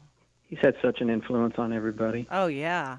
Oh, yeah. I got to see him live once, and that was amazing. Good. Yeah, everybody should see him at least once. Everybody should, yeah. All right. Well, it's been a pleasure having you on my show today, and thank you for taking your precious time with me. And, you're a really nice, down-to-earth kind of guy, and I really enjoyed thanks. this. I really enjoyed this. Thank you so much, Stanley. You take care, and keep me informed on stuff that you're doing, would you? I try to get a hold of him. Let me know. You know how to get a hold of me now, so I do. When we come to Colorado, feel free to get a hold of me. Awesome. Thank you so much. You're such a sweet guy. All right. Thanks, Denise. Have a great day. You too. Bye-bye. All right, Mr. Stanley Sheldon, amazing bass player, played with Tommy Bolin and Peter Frampton, and wow, what a great interview. I've had some really great interviews today on the show. I hope you have enjoyed them. I'm just feeling a little overwhelmed right now. I better play a song, huh?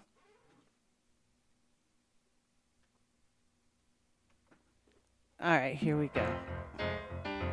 You're listening to KYGT 102.7, 103.9, www.clearcreekradio.com.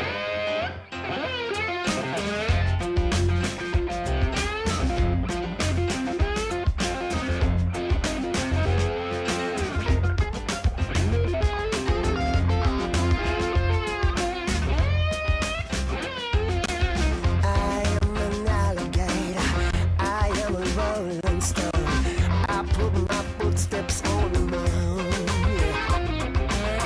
I am an educator. I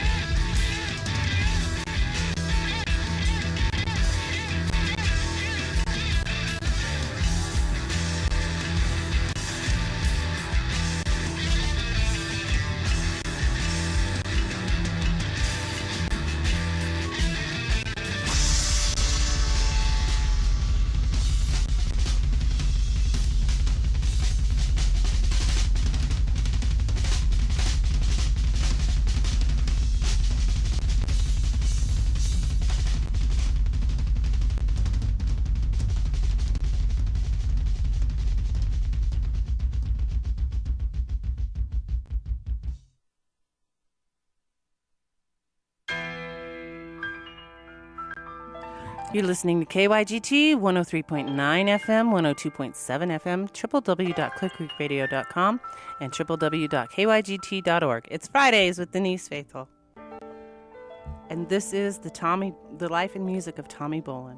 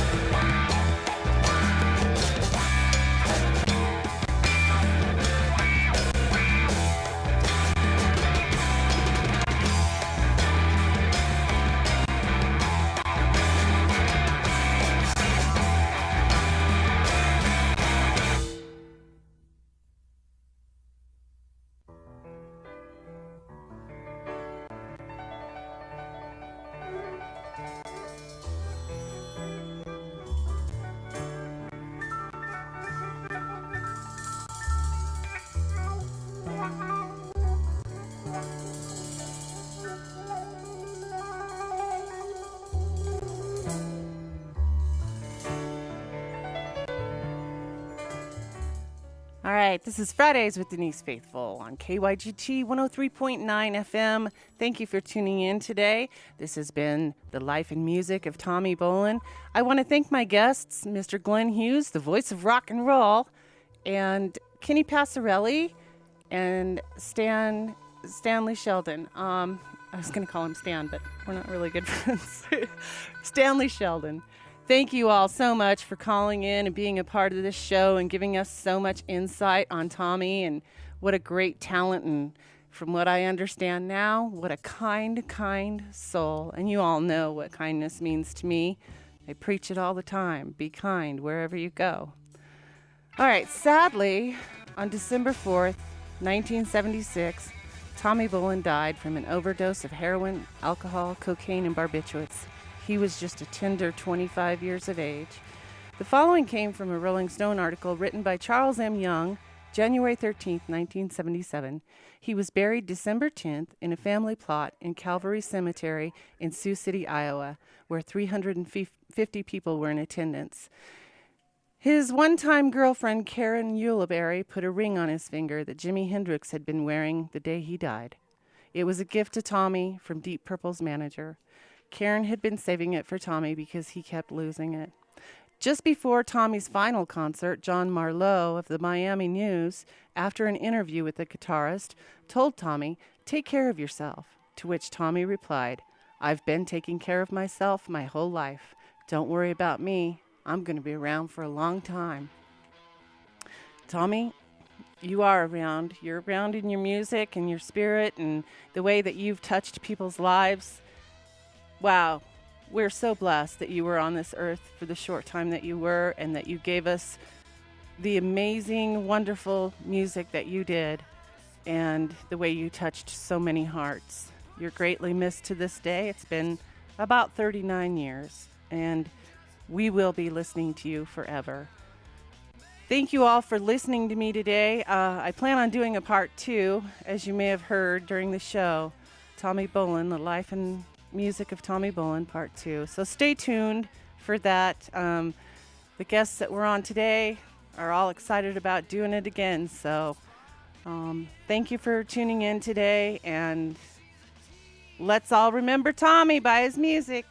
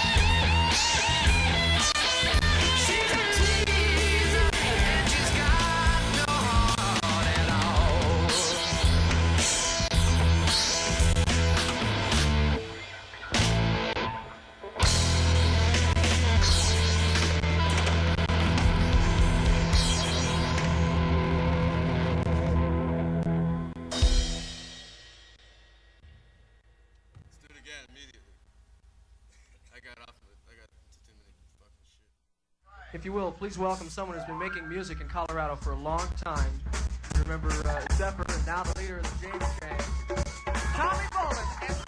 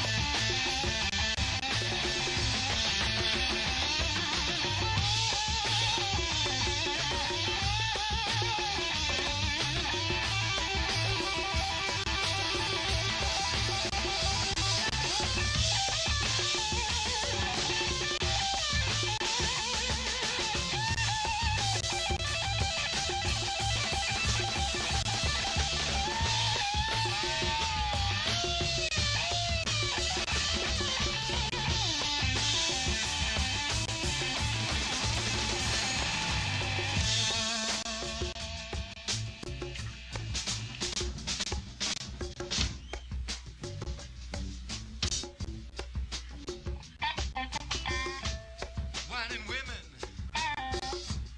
been mild and crazy. They're gonna send me to my grave, born under beds. I've been down since I began to cry. Wasn't for bad, real bad luck.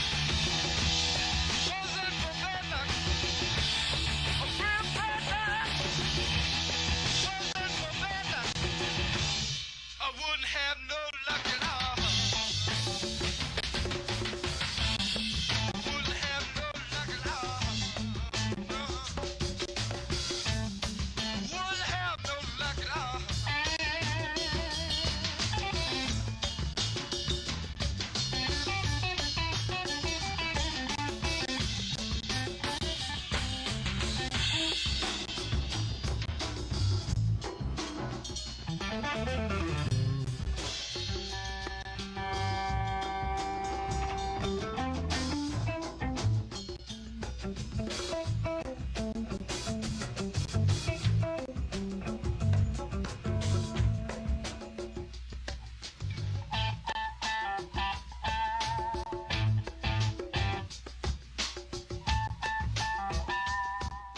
I need to say a special thank you to Trace Keene. Without you, all of this would not have happened for me today. You are amazing. Thank you so much for helping me with this. Words can't express how thankful I am to you, and how thankful I am to the voice of rock and roll, Mr. Glenn Hughes, Kenny Passarelli, and Stanley Sheldon. You guys are awesome. Wonderful people. Thank you so much for being a part of this show. And we love Tommy Bolin, and we're going to do this again because, you know, Tommy was a one-of-a-kind talent, and we miss him. But we have his great music, so we're going to keep playing it for you, and we're going to do a part 2 soon. So I'll let you all know on Fridays with Denise Faithful on Facebook. And stay tuned with me every Friday. I'll be back again next Friday. Go out and be kind.